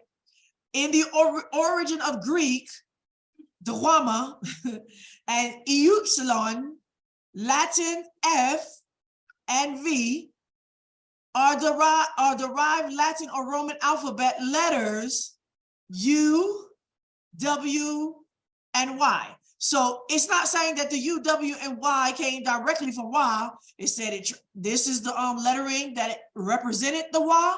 And then now from the letter alphabets that the American alphabet that came from the Roman Latin representing the sounds is U, Y, and E. Why? Why? Because the wama is the W, the upsilon, right? The U also can get the W sound, and the upsilon can also get the Y sound. And this F is the W, and the V we just found out is what? Wa. Now all of this makes perfect sense, right? What? That could be the end of this lesson, but we're going to keep on going. Hallelujah. I hope y'all are clear now, and y'all can do this lesson shorter than me. Y'all got smart now, aren't y'all? All right. Why? Here it is. In the Phoenician, in the Hebrew, Aramaic, Syriac, and Arabic, phonemic representation is the W, V, O, or U. That's right. Position in the alphabet, set numerical value 6. In the Greek, it represents is that F or is that W? It's the W and the E, Y sound. In Latin, it's the W, that is also a W, that is a U, that is clearly W, and that is Y. And the Cyrillic, it represents the Y. But still, that doesn't change what it is in Hebrew. In Hebrew, it represents the Wa, O, or U. All right. Now, there's this other argument about the fact that a double Y. If you got two Y's, then it's a consonant. And I had already explained it in my lesson already about Yahweh's name. Please go back to that lesson about me breaking down Yahweh's name from Lehiyot to the present tense being Hoeh, Hoah, Hoim, Howot. But what you hear is a O, not who, Ho. O and a W that would say that it has what? Two Y's. But it doesn't have to have 2 Y's to represent a consonant. And so now I'm going to show you some things in the biblical text and prove me that it's not a W sound. Biblically, I'm about to prove it, and in the language, that you don't have to have 2 Y's there to indicate it's the W or the V sound. But that goes again, how could you have 2 Y's? What would it be if you have 2 Y's in Hebrew? No, if they want to come up with the fact that it was only oo, but then they put ooh twice in a word, then would it be W? That's not true, but actually it is true, right? It's representing a oo or o sound, the consonant and the vowel, but it doesn't have to be 2 there to represent the consonant. Why? Because the root of some of these words has the Y. If the root of the word, not the conjugations of the word, the root of the word is with a Y in the middle or the end or in the beginning, then it's going to be the consonant Y, point blank. Point blank. All right. So now I'm going to make the case. To make things more confusing, this is not my statement. The second statement is, okay? To make things, I got it from the same place that girl took her dumb scholarship from. But I know the difference between real scholarship and bad scholarship. And then I know the Hebrew language. So I could just take somebody else's study because it's going to be my study if I look into it anyway. But I use this, and then I'm going to give more examples on top of that from my knowledge, right? I'm not a thief. Truth is truth, though, and we're going to speak it. To make things more confusing, people sometimes use double Y or V to indicate that they mean the Y to sound like a Y and not like a what? O. This is just people trying to help you on training wheels, right? For example, the biblical word is Leviathan. Make that all ooh now, right? It has 1 Y in it. Louis Vuitton. That's what you call Louis Vuitton. Where's the Louis Vuitton bags? Louis Vuitton. Louis Vuitton. Right? We are, it's Leviathan or Leviathan. But they say Leviathan. So now it's not Leviathan anymore. I bet y'all still gonna say Leviathan. Except you fools that gotta continue with the lie. They gotta go down this whole thing with the lie, and right, which is used both for the mythic beasts and for whales, is usually spelled Leviathan today. They put 2 Y's there to help you. In Hebrew, you could do one or the other. You could have 1, you could have 2. It's about you understanding the root of the word and knowing the word already. Exodus 15:3, or Yahweh. Yahweh.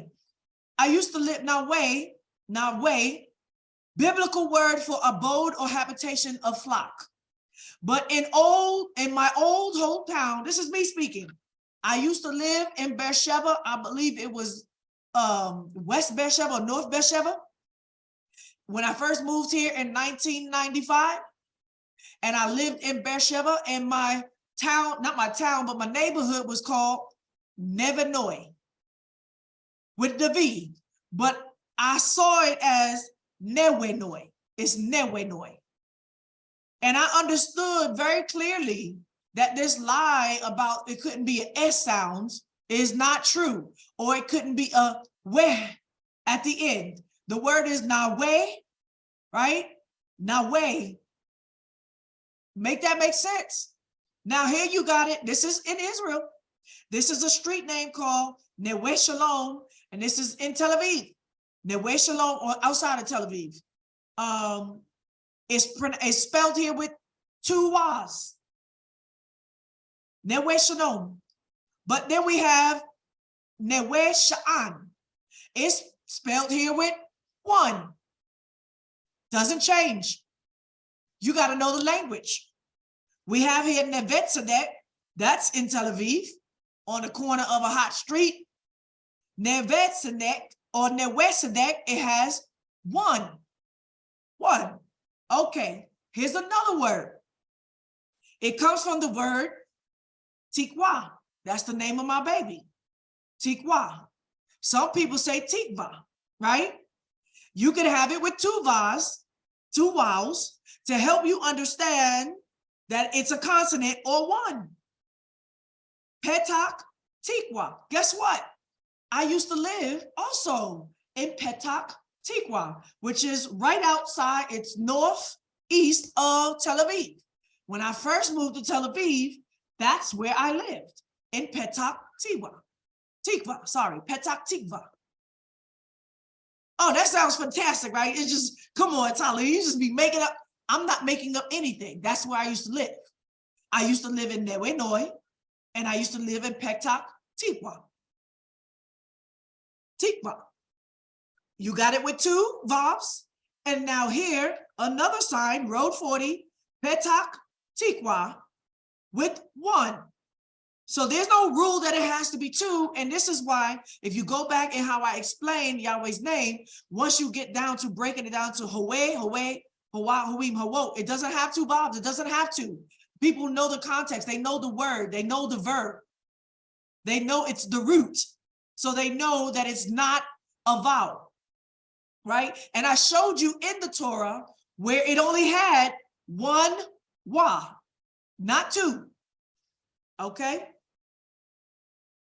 Now, biblical words ending in wah and hey, all of them, all of these words, and I'm going to show you the root, and this is a rare form. Like I said, go back to lehiot in my lesson and lichiot. These, the iot are words that end with either a vav hey, a yod hey, or a yod hey or a vav hey. In the root, the rules are not what you think in the standard rules of conjugating a consonant vowel. If it's in the root of the word, if it's part of the root, it will not take a vowel sound. It will stay as the consonant. All right. So here's a word in Hebrew called kaweh. Y'all say kaw. No, it's kaweh, and it means line. Kaweh. Or kawah. It means wait, hope, gather. Right? From tikwa, from the root of the word. Tikwa means hope. Tikwa. Right? It's not tikua. It's not that, it's tikwa. The word for lewayatan, right? Lewayatan or lewayatan. Job 3:8 is spelled with one. We have the word ye lawe, to become joined or attached, Numbers 18 and 13. But guess where that word comes from?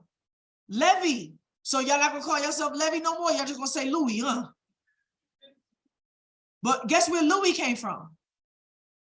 It came from the original Levi. It was all this bilabial, fricative, allophonic changes. It was Levi. Y'all say y'all the Levite, y'all gonna go around calling yourself Louis? That sounds French now. Right? Loe comes from the same root, but it means borrower or lender. Loe, one. Okay. Let me show you in the Bible. You think I'm making it up? Okay. So we got Strong's 5:51:16. Nawe, comely. Nawe, that's how you're going to see it. It only has one vowel. You're not going to make it nui, nua. It's not that, y'all. It's newe.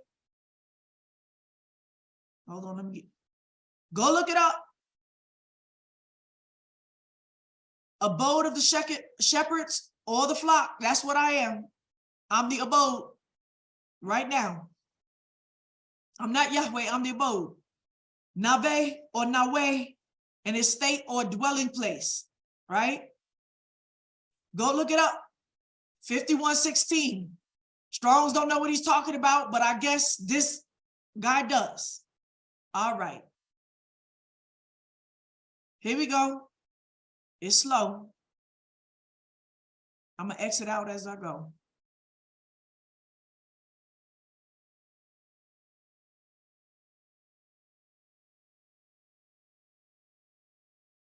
All right, we got the word wait. I did a lesson. Wait on Yah to show you that it actually means gather together, wait together. That's how you keep your strength up and your faith and endure to the end. You walk it along, you're gonna get weary. But the word is kawa. Kawa, wait for. One, not two, means wait. Kawa, go look it up, y'all. Kawa, wait for. Kawa, collect. That's how it means to gather as well. Collect yourselves together and wait on Yah. Kawa, kawe, line, one wa, line.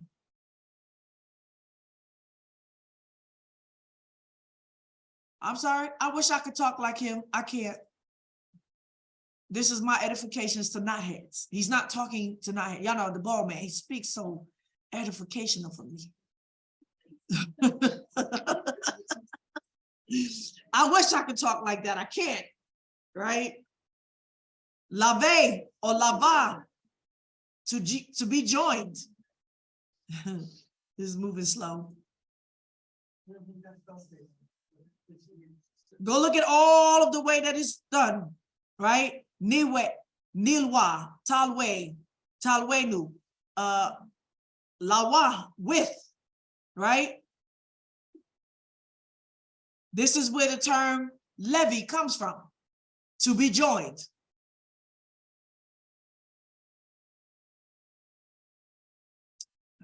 Right there. Okay.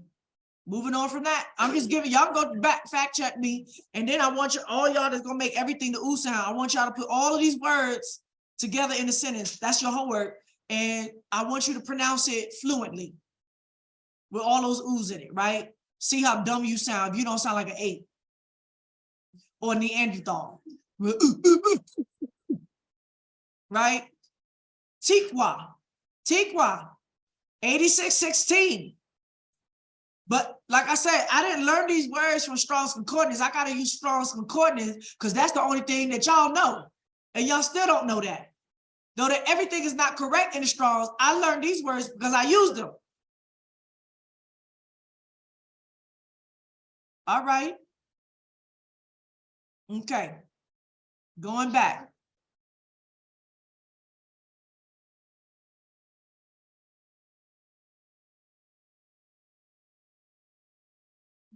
All right. So biblical words ending in the YAHU.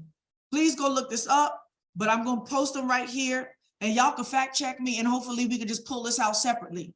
So this is a very special type. They don't follow standard rules of what you think about the vowel sounds or the consonants turning into vowels. When yod or the wa or the wa, the yod or the wa is a part of the word or the verb, it is going to be a consonant, right?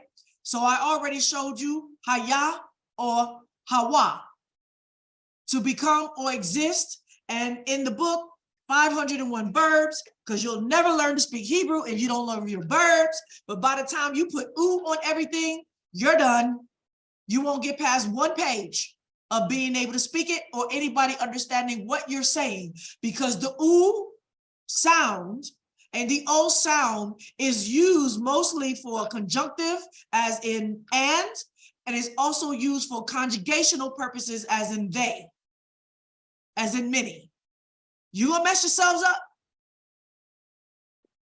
Because by the time you gotta translate this into a verb and you put ooh, YAHUAH. This is why, what's the name is up here talking about your ooh, ooh, ooh, ooh, ooh, ooh, ooh, ooh, ah. ooh, ee, ooh, ah, wah, wah, thing, right? I was like, what the? He put YAHUAH, right? Y'all mess it up. Y'all make it a mess. Kaya or YAHUAH, I showed you to live on page 201. Please look it up. On the 501, look up the roots and see the rules don't apply by your rules or your lack of understanding or even the general rule for YAH sound. It is always going to be a consonant. Now, this fool used Gesenius, and I'm going to show you that he lied on Gesenius, and Gesenius says the same thing that I'm about to show you. Then we have this word, lua, right? To borrow. I'm sorry, lawe. I'm sorry. Then we have this word, lawe, that came from the word like levy or lewi, to borrow, loan, escort, accompany, join. It's on page 339, 340. Go look up how it's conjugated. Kawe, the same word I just showed you, to hope or expect, on page 660. See how you conjugate it in the present, past, and the future, and you see how they got to put extra vowels there or vowels there so you can conjugate this correctly and not lose the W sound of the word. We got the word shaway, and it means to compare, equate, equalize, or smooth, page 766. And all of this is biblical. This word is different than this word. This word is ravak, not ruch or ruach, right? That's a different word. This is ravak, to make profit, relieve, spread out, space out. And this one is nuach. And this one is riach, to sense, to smell. This is where the term ruach comes from. But ruach here, from this, is not this one. Okay? So when you have a chet at the end, the rules change. Did y'all do a lesson on the chet already? Not yet. It's coming. Learn your Hebrew. All right? So I'm not going to go through all of it right here. I show you once again to help you understand that these things they have double here to get you what, because now it's taking on the consonant and the vowel. So they put two here so you can understand. Howe, Hoa, Hoim, Hoa is Haya. Haya. If you're using the yod, is Chai, Chayim, Chaya, Chayim, Chayot. We have this word lawe or lawa, right? And here, oh, I can't even see it. Lowe, loa, loim, lowo. You're going to see the systematic conjugation of these buildings, right? Shaweh, meshaweh, meshawa, meshawim, meshawot. So it got the W to tell you it's an O and a W there. You're not going to change that. Tell me how you say that with two U's. Meshu-u-u-u-ah. That what we're doing now? What is this? Lo-u-u-ah. Lu-u-u-ah. Really? Y'all gonna sound like apes? Stop playing. Let's see. Let's help. Ha-u-u-ah. That means ha-u-u-ah. Ha-u-u-ah. Right? I exist, I live, I breathe. Ka-u-u-ah, la-u-u-ah, la-u-u-ah, mesh-u-u-eh. Y'all sound stupid. Riach, mariach, maricha, marichim, marikot. So y'all can learn this up. Learn this if y'all want. Don't let nobody lie to you. I'm putting it up for you, but y'all ain't about to learn this if you stuck on your ooh-ooh-ooh-ah. You're not about to learn this because you don't want to learn Hebrew. You just want to sell your music or sell your books. You really don't want to praise Yahweh in sincerity and truth. You want to make a profit off of it. Now, don't get me wrong. I do believe that if somebody put in real labor to do the praises of Yah, that they should get paid for it. If they had to put in money to do it, absolutely. And if they're doing a service to Yah, the singers inside the temple got paid, taken care of. You got taken care of. But if you're not doing that, then you just a singing whore, making money off the people for your own self. Right? That's it. Y'all try to accuse Malcolm of that. Y'all can accuse Malcolm of that. She does her service in the assembly, giving pure praises to Yah. It's not synthesized. Well, it does go through a mic sometimes. Natural music, and there's no hat on the floor.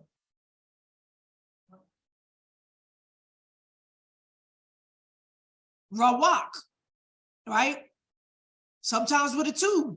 So, oh, look, so you're gonna mar ak, mar aka, mar king, mar kiyots, no, it's got 3 in it. It's got 3 in it, y'all. Wait a minute. It got 3 in this one.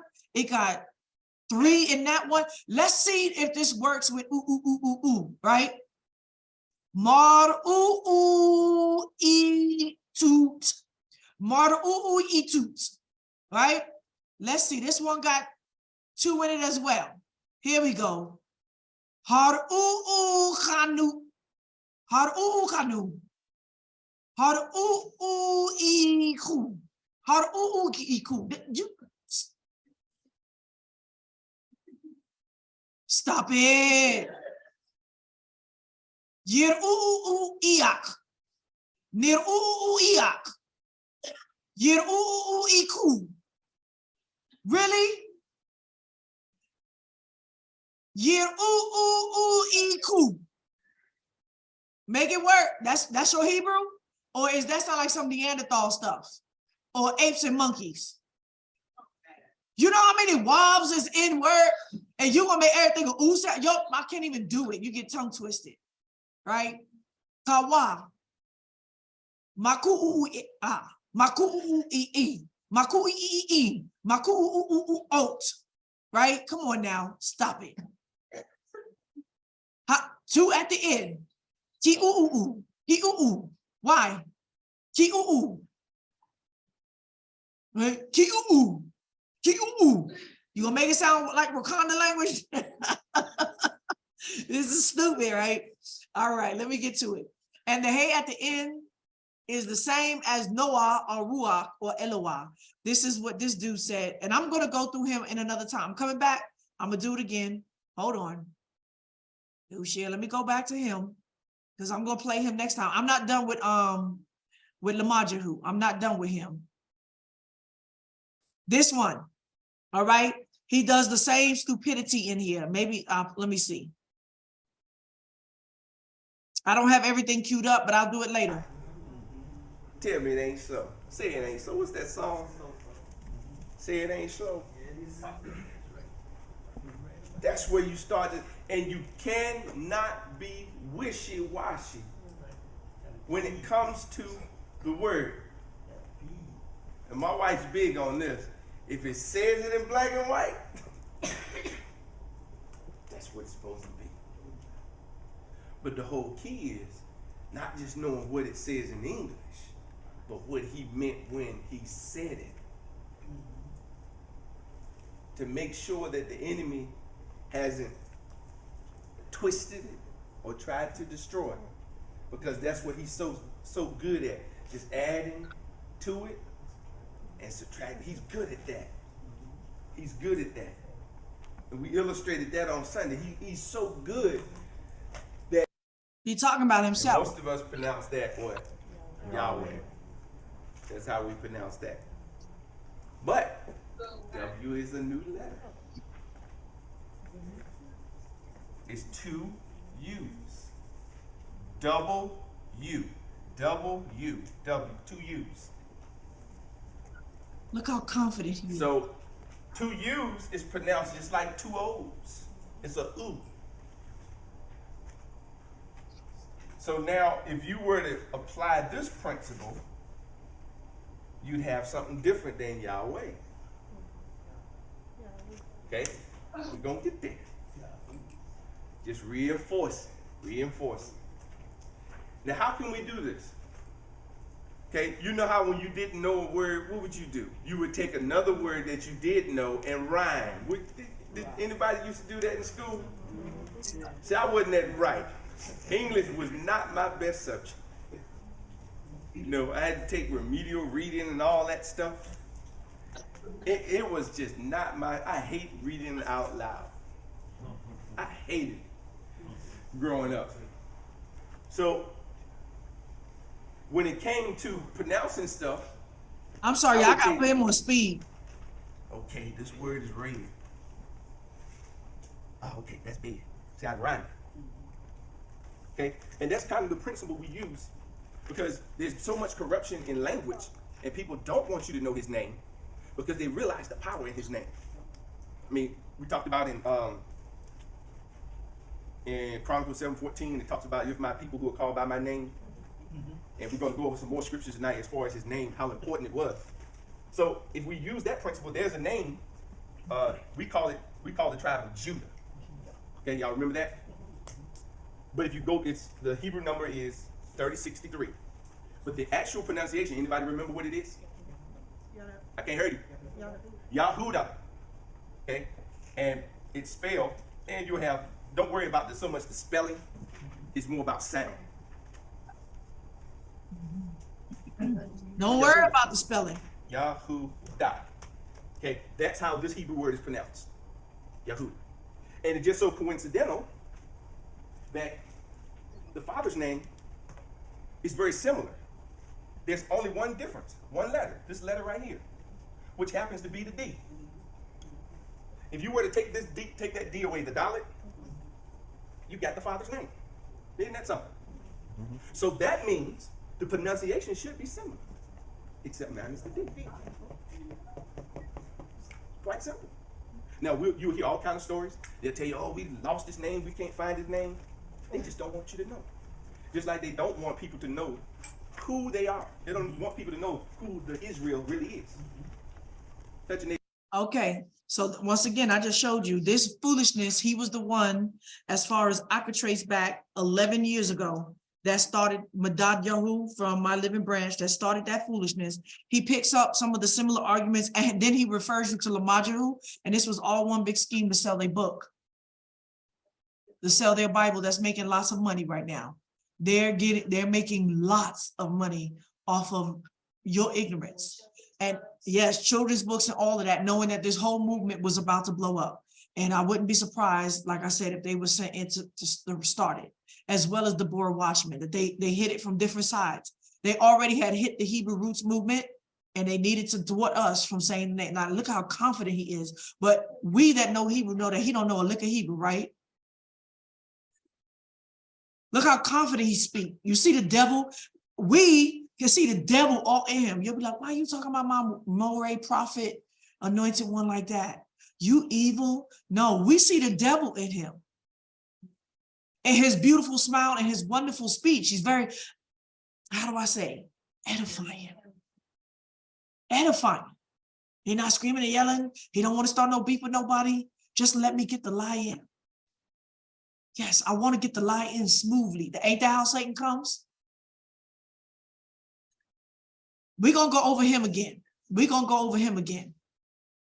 And I'm going to do watchmen all by themselves. I'm going to do each one of them. But right now, let's get back to Lamajahu, right? Let's get back to him. I'm getting there. All right. So we did all of that.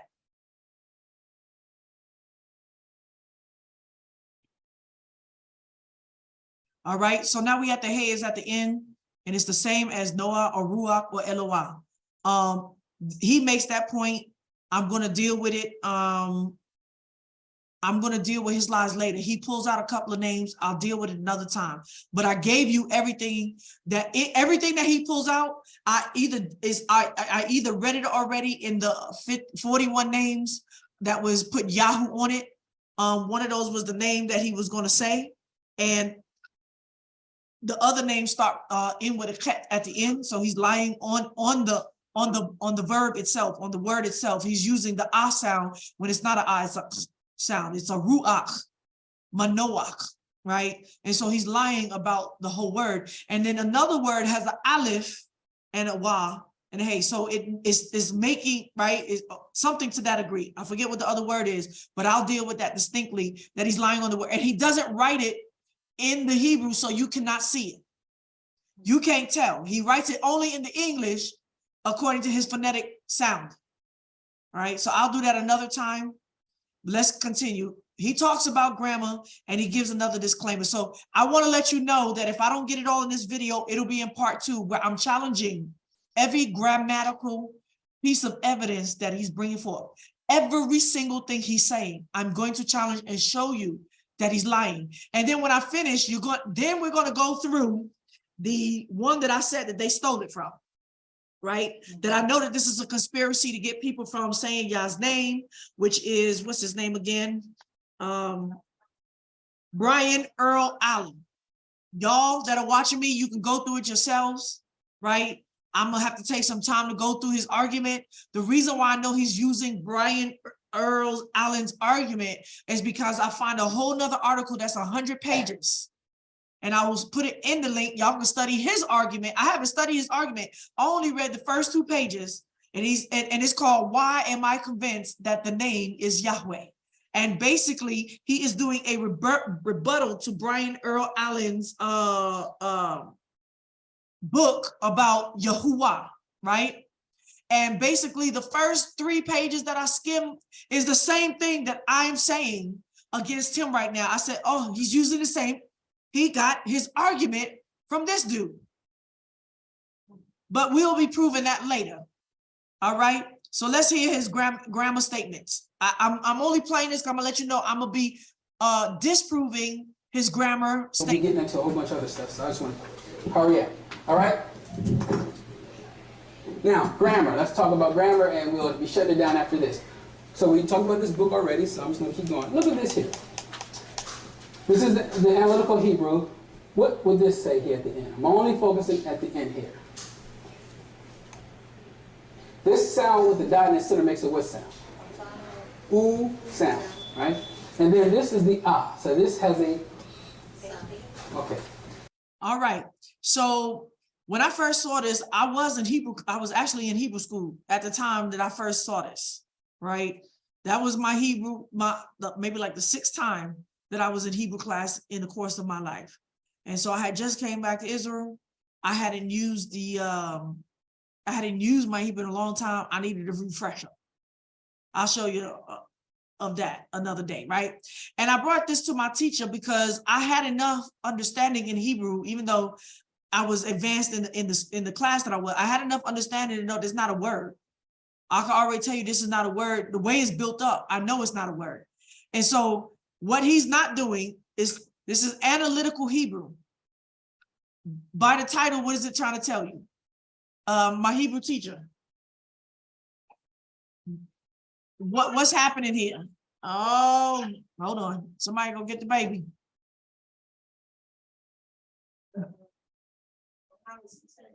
No, it doesn't matter how he's saying it. Look at it's called analytical Hebrew.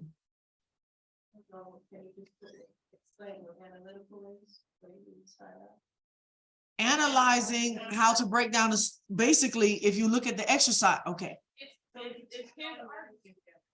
Huh? It's what?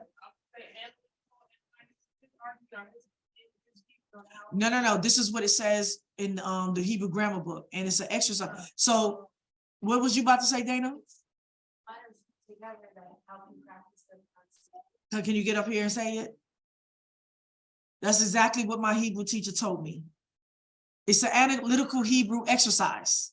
We do it. I did it when I first started teaching y'all Hebrew. Remember? What did I do? I didn't form no words. All I did was add. Yes, how to use the miquado. Yes, I know. Yes, I know. Y'all can go back to my Meet No Milk Ivrit and learn more with them about what analytical Hebrew is. And basically it's just exercises to get your tongue used to pronouncing the syllables, how to break down syllables and the vowels. But go ahead. She already said it. It's just random letters and miquados to try to get you to learn how to pronounce the sound. That's right. There's nothing here grammatically correct as far as the hey is always a ah at the end, or this is always a ooh. The Hebrew don't show that. And if he's going to use the mikvadot, then you got to use the mikvadot when this is no longer a ooh, or when this is not nothing there, right? So this word would be kitalua, right? This would be kital tua. It's just an exercise. And this would be kital nua. Kital nua. And it's just there to get you to understand how to break syllables down, how to stop. That's all it is. That's all it is. And how to put familiar sounds together. And he's being very deceitful. I will come back to this to show you the exercise and the whole chapter in the book where he's getting this from, and it's not real words. Because I knew it wasn't a real word as soon as I saw ha at the end. There's maybe one word in all of Hebrew that has ha at the end. Now that's just me off of my knowable knowledge, not what I don't know, right? And that would be Eloah. But I'm going to show you that Eloah with the vav there and the hey, right? I said oah. Actually, they pronounce it as Eloha. And you'll see me write that in my lecture. Some say Eloha, some say Eloah, right? However, when I'm going to get to the Samaritan dialect, they said Elueh, Eluah, right? All right. We'll be getting into a whole bunch of other stuff, so I just want to hurry up. All right? Now, grammar. Let's talk about grammar. And so this is the analytical Hebrew. What would this say here at the end? I'm only focusing at the end here. This sound with the dot in the center makes a what sound? Ooh sound, right? And then this is the ah. So this has a, okay. So what I'm getting at is this here.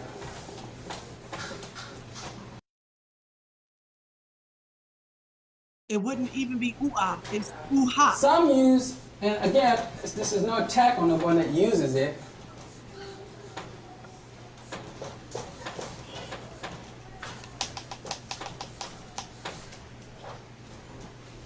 And, man, I made that a T.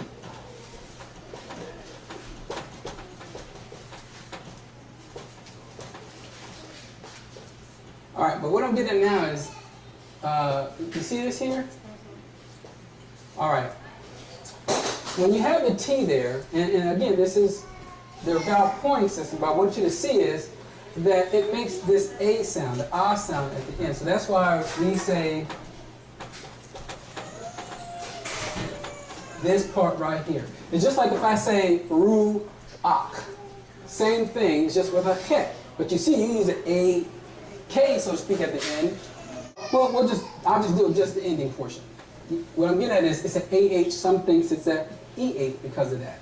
Okay? But we'll see that later on, but I just want you to see that endings you can find in scripture that technically, according to analytical Hebrew, there actually should be an AH at the end and not an EH at the end, is what I'm getting at. Okay?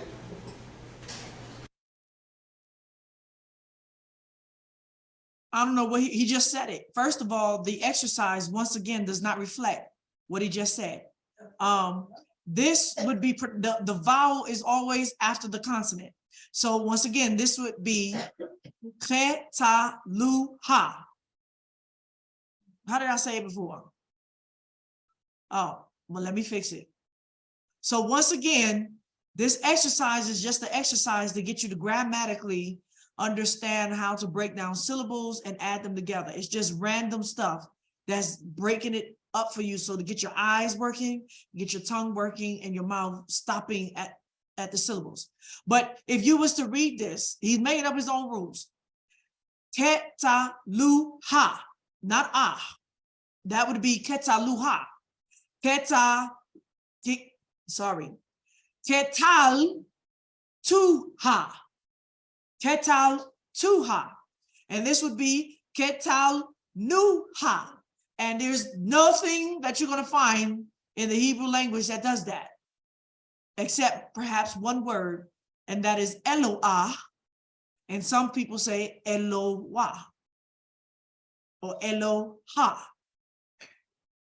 right?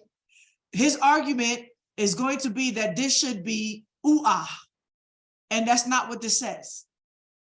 Nor is it these real words, nor is it Hebrew grammar at all. He's just saying it. Okay? And he's just saying it. My point, sister, but I want you to see is that it makes this A sound, the ah sound at the end. So that's why we say this part right here. It's just like if I say ruach.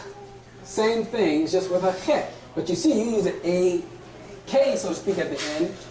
Well, I'll just do just the ending portion. What I'm getting at is it's an AH, some things it's an EH because of that. Okay? But we'll see that later on. But I just want you to see that endings you can find in Scripture that technically, according to analytical Hebrew, that actually should be an AH at the end and not an EH at the end. Is what I'm getting. How does he prove that? Just like it's all deception, y'all, all deception. And I do believe that he's an agent because at what he's being deceptive with the book, if he's intelligent to read like that, I know he knows what he's doing. He knows what he's doing, and I believe that he's probably perfected his argument. I believe he perfected it better than the first one. So that's why this Madaja, who refers you back to him, because he makes a better argument. He's more slick in his speech on being deceitful for what you're seeing right in front of your face. First of all, once again, that's not a ooh-ah, that's a ooh-ha. And the vowel or the mikudot, the nikud, is telling you what to say. It's not a rule. All right, moving on. Grammar. Like I said, I'm going to challenge all his grammar. What is this? Okay. Does anyone have this? All right. I think I gave you guys enough study tools, but let's talk about this one here. In this book, this goes from ancient all the way down to the modern. Okay? That's what this book does. This is a Hebrew grammar book. Okay? So got all your paleo and everything else like that inside it. I'll So give you this is what I want you to see. This here, they call it a YAHUAH, or this here. Pronunciation, though, should be this here. We're going to see that in just a minute. Now, he's going to use Gesenius, Hebrew grammar book, for his whole actually argument to prove. But he's in the book, and he's reading Gesenius and tell you, now they're going to say that it's wah or wow, but it should be this and not this. Who are you to say that? He's going to use Gesenius to try to prove it, but Gesenius has already made it clear what it represents.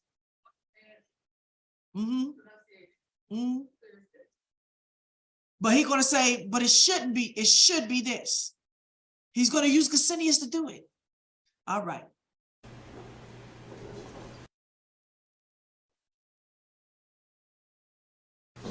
So it says, the almost invariable omission of the vowel letters, and it tells you these letters here. And I want you to see is, what's missing is what in this one here? Yod is missing here. What's missing in this? The ooh sound in between is here for voice. Cool. All right. But anyway, it says the difference, this is where I want you to see, the difference in pronunciations are more remarkable, especially in the Punic, where the ooh was. Let me show you where he's lying. Read the top. It says variations from the Hebrew. His head is in the way. You see, he skipped something, right? And he just said pronunciation, right? Okay, watch this. It says, before he say what he about to say, let's get some understanding. Variations from Hebrew in Phoenician what? Orthography. What are we talking about? The sound or the writing? You see what I'm saying? And inflection are, example, the almost invariable omission of the vowel letters as bite, that says bat or bite, right?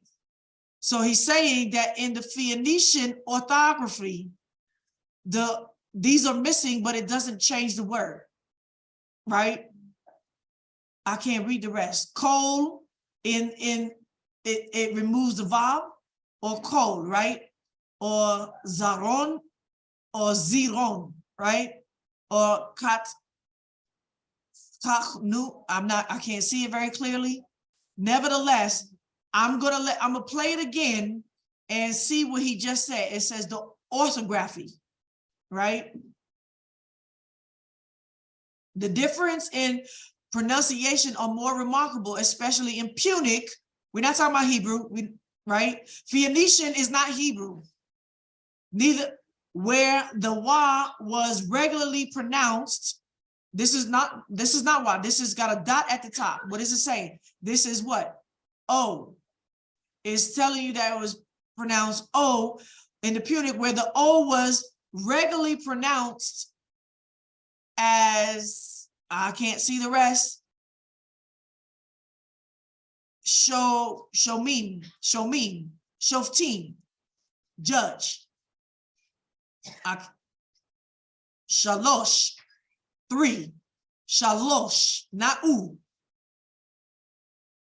Rosh, it is probably said Rosh here.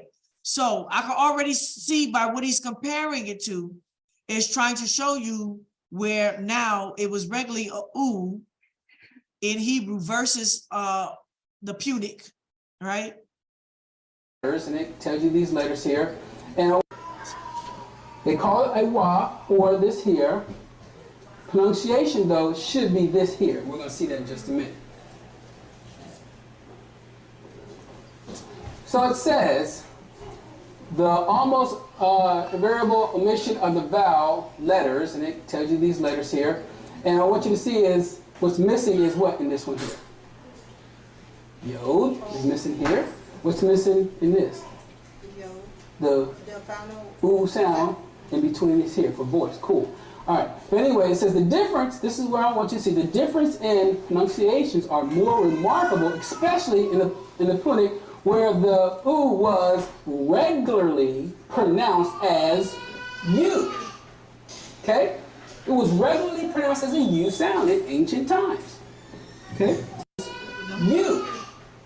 Okay? What did he say? It was regularly pronounced in the Punic, where the oo was regularly pronounced as U.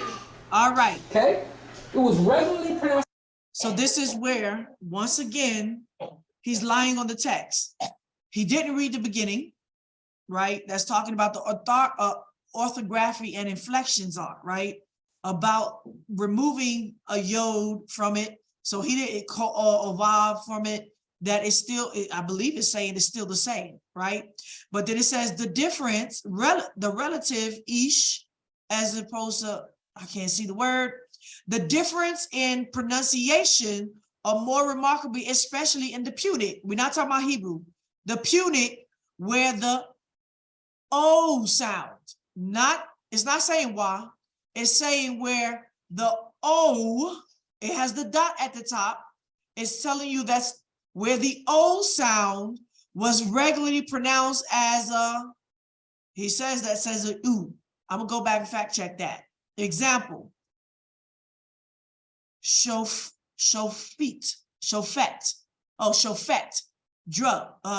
judge. So he's probably saying that in the where the Punic, it was more regularly shufet as opposed to shofet, right? And shalosh, he's trying to say it might have been more shalush. That's what he's saying, right? As a U sound in ancient times. Okay. All right. The consonant, this one here, and the yod, it says in 1886, page 638, goes through all that stuff, but it says the reason detailed for the opinion that the Shemitic, these two letters here, certainly by uses of the consonant, although by nature, listen to it said, because remember, most of us say, oh, consonant is this and vowel is that. But it says, by nature, they are vowels. U and the I having a Y sound though. Okay? So what I'm getting at is though, that there's technically a U sound. Okay? It's not saying that it's not, it says in the nature, it's a U, U, and an I. And so we can see that making a W, wah, you're going to pronounce in the vowel sounds already to pronounce that it's a what? Ooh, ooh, right? If you're going to pronounce Y as in Yahweh, you're going to, if you slow that down, it's going to be like, yeah. You got to pronounce the E to get the breath out first. It's not there, but it can become that, yeah. That's why they over here talking about iota, iota. And that's English, like we're not saying iota, right? But in order to get the Y sound, naturally, you're going to have a short E. In order to get the W sound, you're going to have almost a silent, almost ooh. That's what it's telling you. That's why they both serve as the consonant and the vowels. It doesn't tell you that the Hebrew language should be ooh all the time when you see that, and this should be I all the time when you see a Y. Now we got a problem. If he's going to go with that argument with what this is saying, if he's saying that this is saying that when you see a yod, it should be an I, and when you see a U, a Bob, it should be a ooh, then what would that come up to be? If you put yod hey, wah hey with him, that would be E,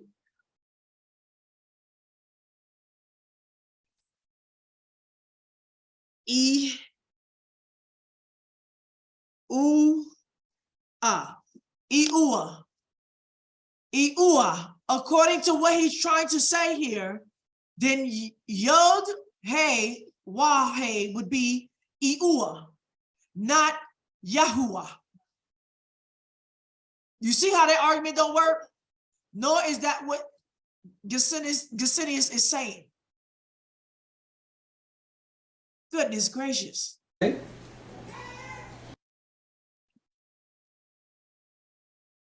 Let's keep playing. And says the vowel changes are caused by a noun following its genitive by the suffix, and now we're just dealing with the suffix. So basically, what winds up happening is when you put two words together, you'll start to lose a letter. And I'm going to tell you why you're going to lose a letter. Like if I put, let's say, YAHUAH's name together. So let's say the father's name, the H is dropped, and with the Yashah sound for salvation, the Yod is dropped. And they put those two together, and I'm going to tell you why they're dropped in just a minute.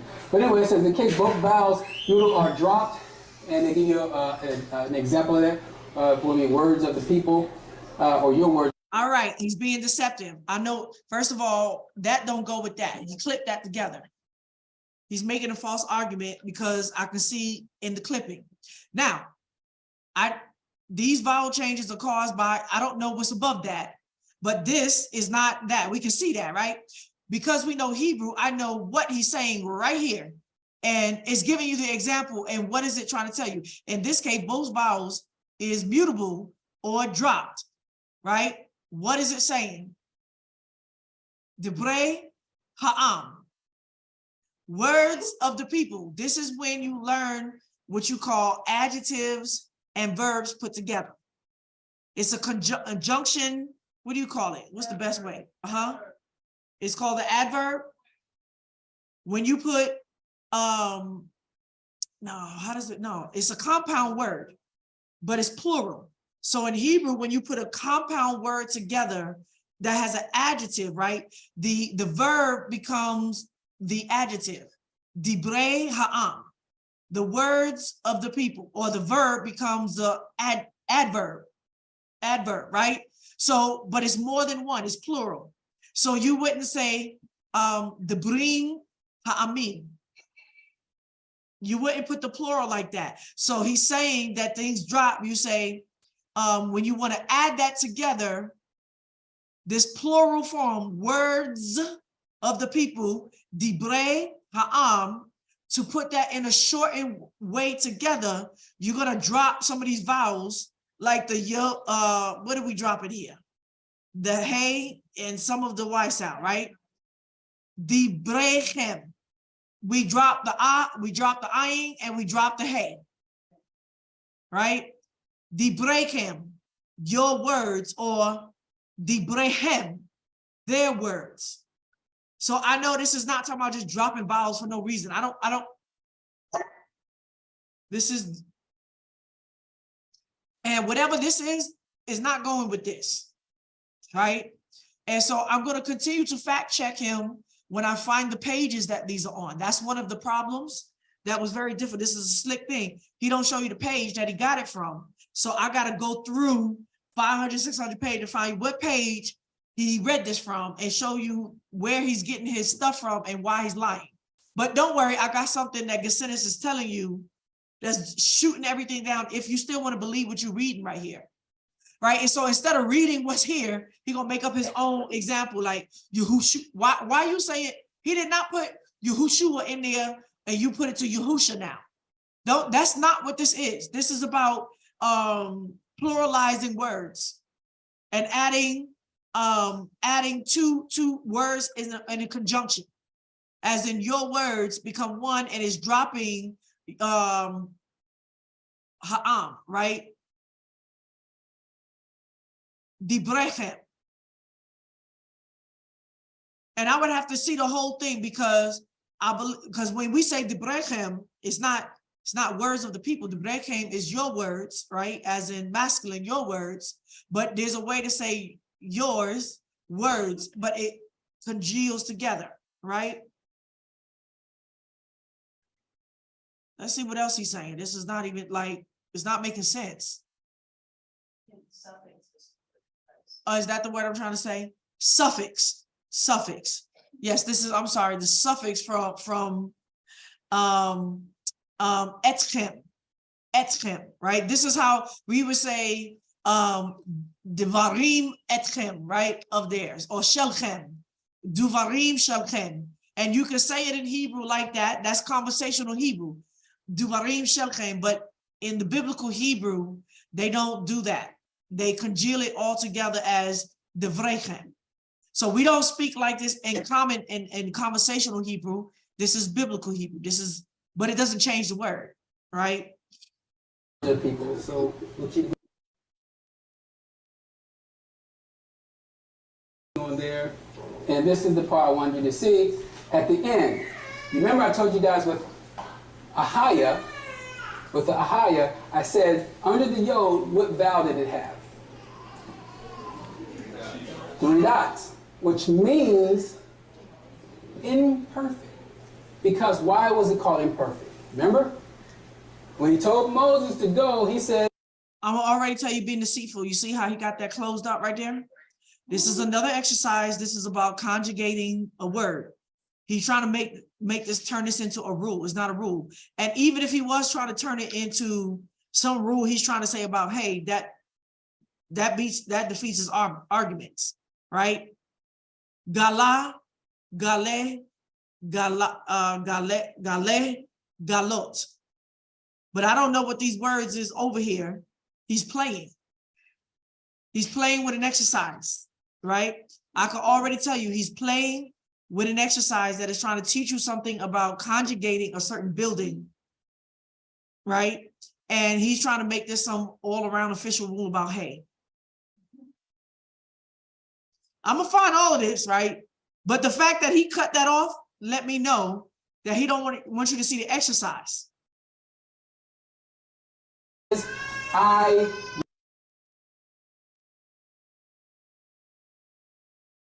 will be. In other words, it hasn't happened yet, so it's imperfect.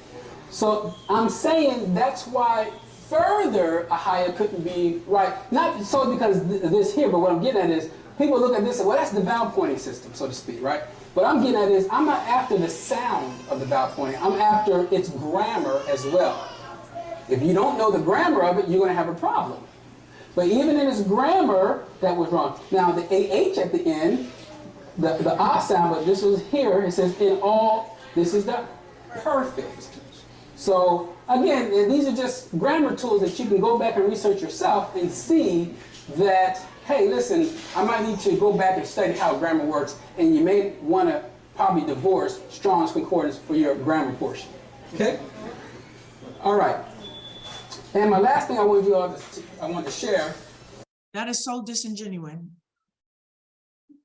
He not even show them the whole tool. How you gonna give them just the handle of the hammer? Right? And then tell them go back and find how they gonna go back and find it, and how they go. Let me help y'all understand what he's telling y'all to do. This is why somebody like me got to do it. Okay, this is what he's telling you to go back and perhaps look at it yourself and use some of these grammar tools. Okay, this is Gesenius Hebrew Grammar 1910 Katsu Callaway edition, right? Now, what they're trying to do is take it out of the old and bring it back to the new. Okay, you find it. You find it. Go back and find what we got. What we got? 600 pages. Go find it. Now, basically, they want people to help them retranslate it to put it back into a better font, a clearer font. The book is old, and I guess the yellows are the ones that is not done yet. The pink is what's done. So they're opening it up for people to help them translate this and put it in. But you go back and you find it. And perhaps you should stop using Strong's, because Strong's don't allow me to lie to you the way I want to lie to you about it. And go back and read Gesenius, knowing that you ain't gonna understand nothing he's saying. You can't find where he's saying it from, because he didn't put the page number, nor did he put the whole exercise. You see what I'm saying? All right, let me go back. Okay, we still at the old one. All right. Was, remember I said that, you know, with all this vowel pointing stuff and the coups and everything that they had, I said that there were things that were already considered vowels in ancient times, okay? For those that don't know Paleo, I'm just going to do it in modern writing. So this is the Yod, A, U, Aleph, I. This right here are your ancient vowels in ancient times, okay? Now, you can Google it if you like, since people love the internet, or you can do your own research and get some books. But the bottom line is, in ancient times, these were vowels. Now, how would you guys know that these are vowels? Anyone? No. Yeah. Yeah, if you... Because of the pronunciation that he gave. He gave a different pronunciation that per se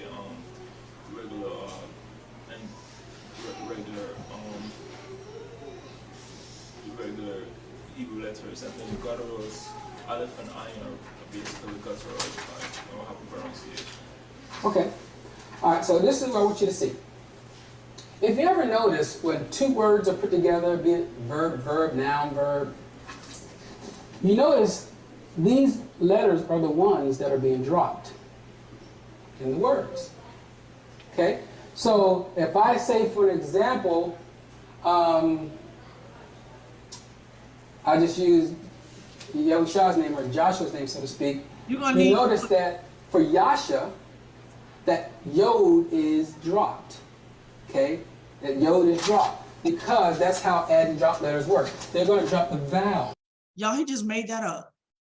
He just, and you see, he keep using every example either to point to something he wants to promote as YAHUAH or Yahusha or Yahusha. Yeah. So I don't know what he just said and what he was trying to prove about dropping the Yod and Husha and all, y'all. That ain't had nothing to do. His question was, how do you know when these are dropped or using the consonant versus vowels about, right? Well, he said it had nothing to do with what the question was.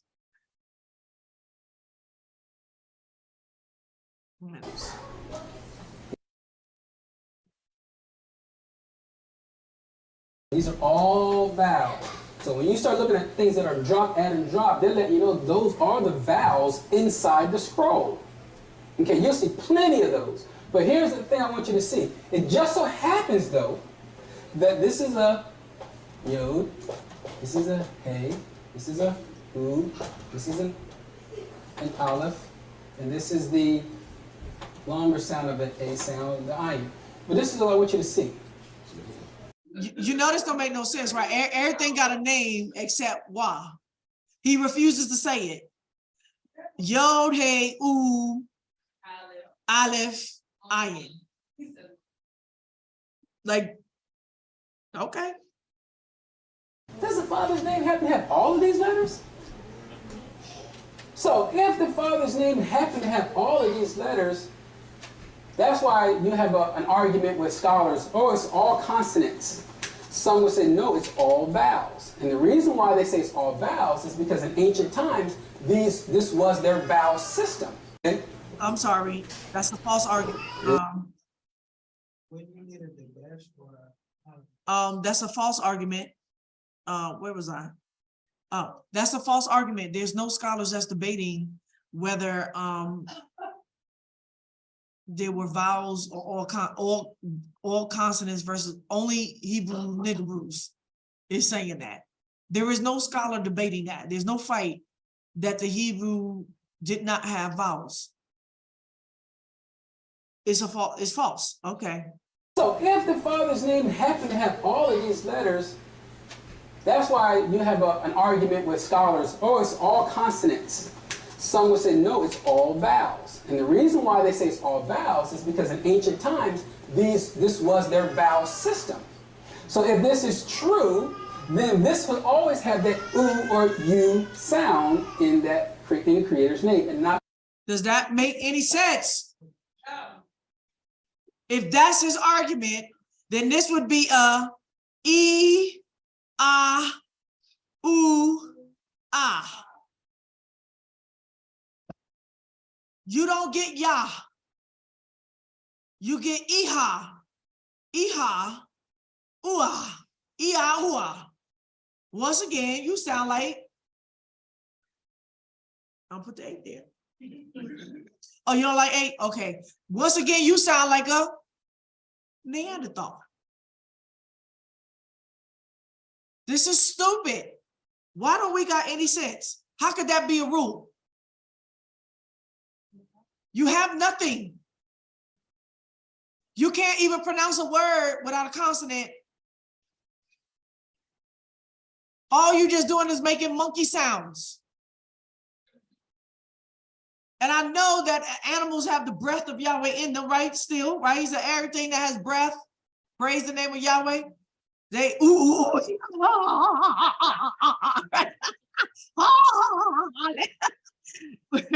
right? The birds are chirping, but we are, stop it. Stop it. We're not Neanderthals and we're not animals. The walk or the way or anything on it. Now, if they say YAHUAH, for an example, their emphasis is on the wah sound. So there has the u in it, but their emphasis is on the wah. What I'm getting at is, remember I told you the wah was a German influence on the u. That's why you see a u and a w in English. Okay, so remember he told you that. He didn't read that. Okay. I'm just saying that I don't want to get into that if they're right or wrong. All I'm sharing though is these were considered vowels in their day. So we would agree then that YAHUAH is correct for so many reasons. One, grammar tells you. Two, in ancient times, these are their vowels to prove why we're saying that it is, and versus why we wouldn't use Yahweh or any E sound, short E or Segal at the end of the Creator's name as well. But also I wanted to say that if I believe the way this grammar is set up with the Segal there, it tells you that if you put that at the second to the last letter, it makes it imperfect. And it's imperfect because it's telling you something. And I think they lost the grammar understanding, so that's why they put that in there, among other reasons. So the other reason I tell you guys where vowel pointing might be okay is... He's lying. He's talking about conjugation of a verb in present tense, which is imperfect, past, right, as in they, which is the u, right? Let me help y'all understand where he's lying to y'all. Let me finish this out. I'm gonna show you what he's trying to point out that he's lying. Man. When you want to know where you make a pause in a Hebrew word. Okay, some people don't know where you make the pause. So the grammar would do that for you. The Nakus commonly would do that for you. All right. Any questions? No? All right, so I'm going to close that on my notes. And All right, let me help y'all one more time. Let me help y'all go back. What he's showing you. So you see here, the present would be what? The imperfect, right? And then the past would be what? Perfect, right? And then the future, did I say that right? And the future would be what? It also imperfect, right? So what he's showing you is that the oo right there, you see it? The oo makes the plural either past, the right? He's showing you the the and then but I don't see the whole exercise. But we talking about this, we talking about a change of how things are conjugated, and it used the word gala. So like I said, I'm gonna have to come back and try to show you what the exercise totally is, why he's not showing it to you, because he could be showing you gala in the present, gala in the past, as in they, where the oo comes in, right? Or gala in the future with they or them, right? With the oo. I'm not sure what he's talking about, but what he's trying to say is just not true. That's all I can tell you. It's just not true. And he didn't prove it.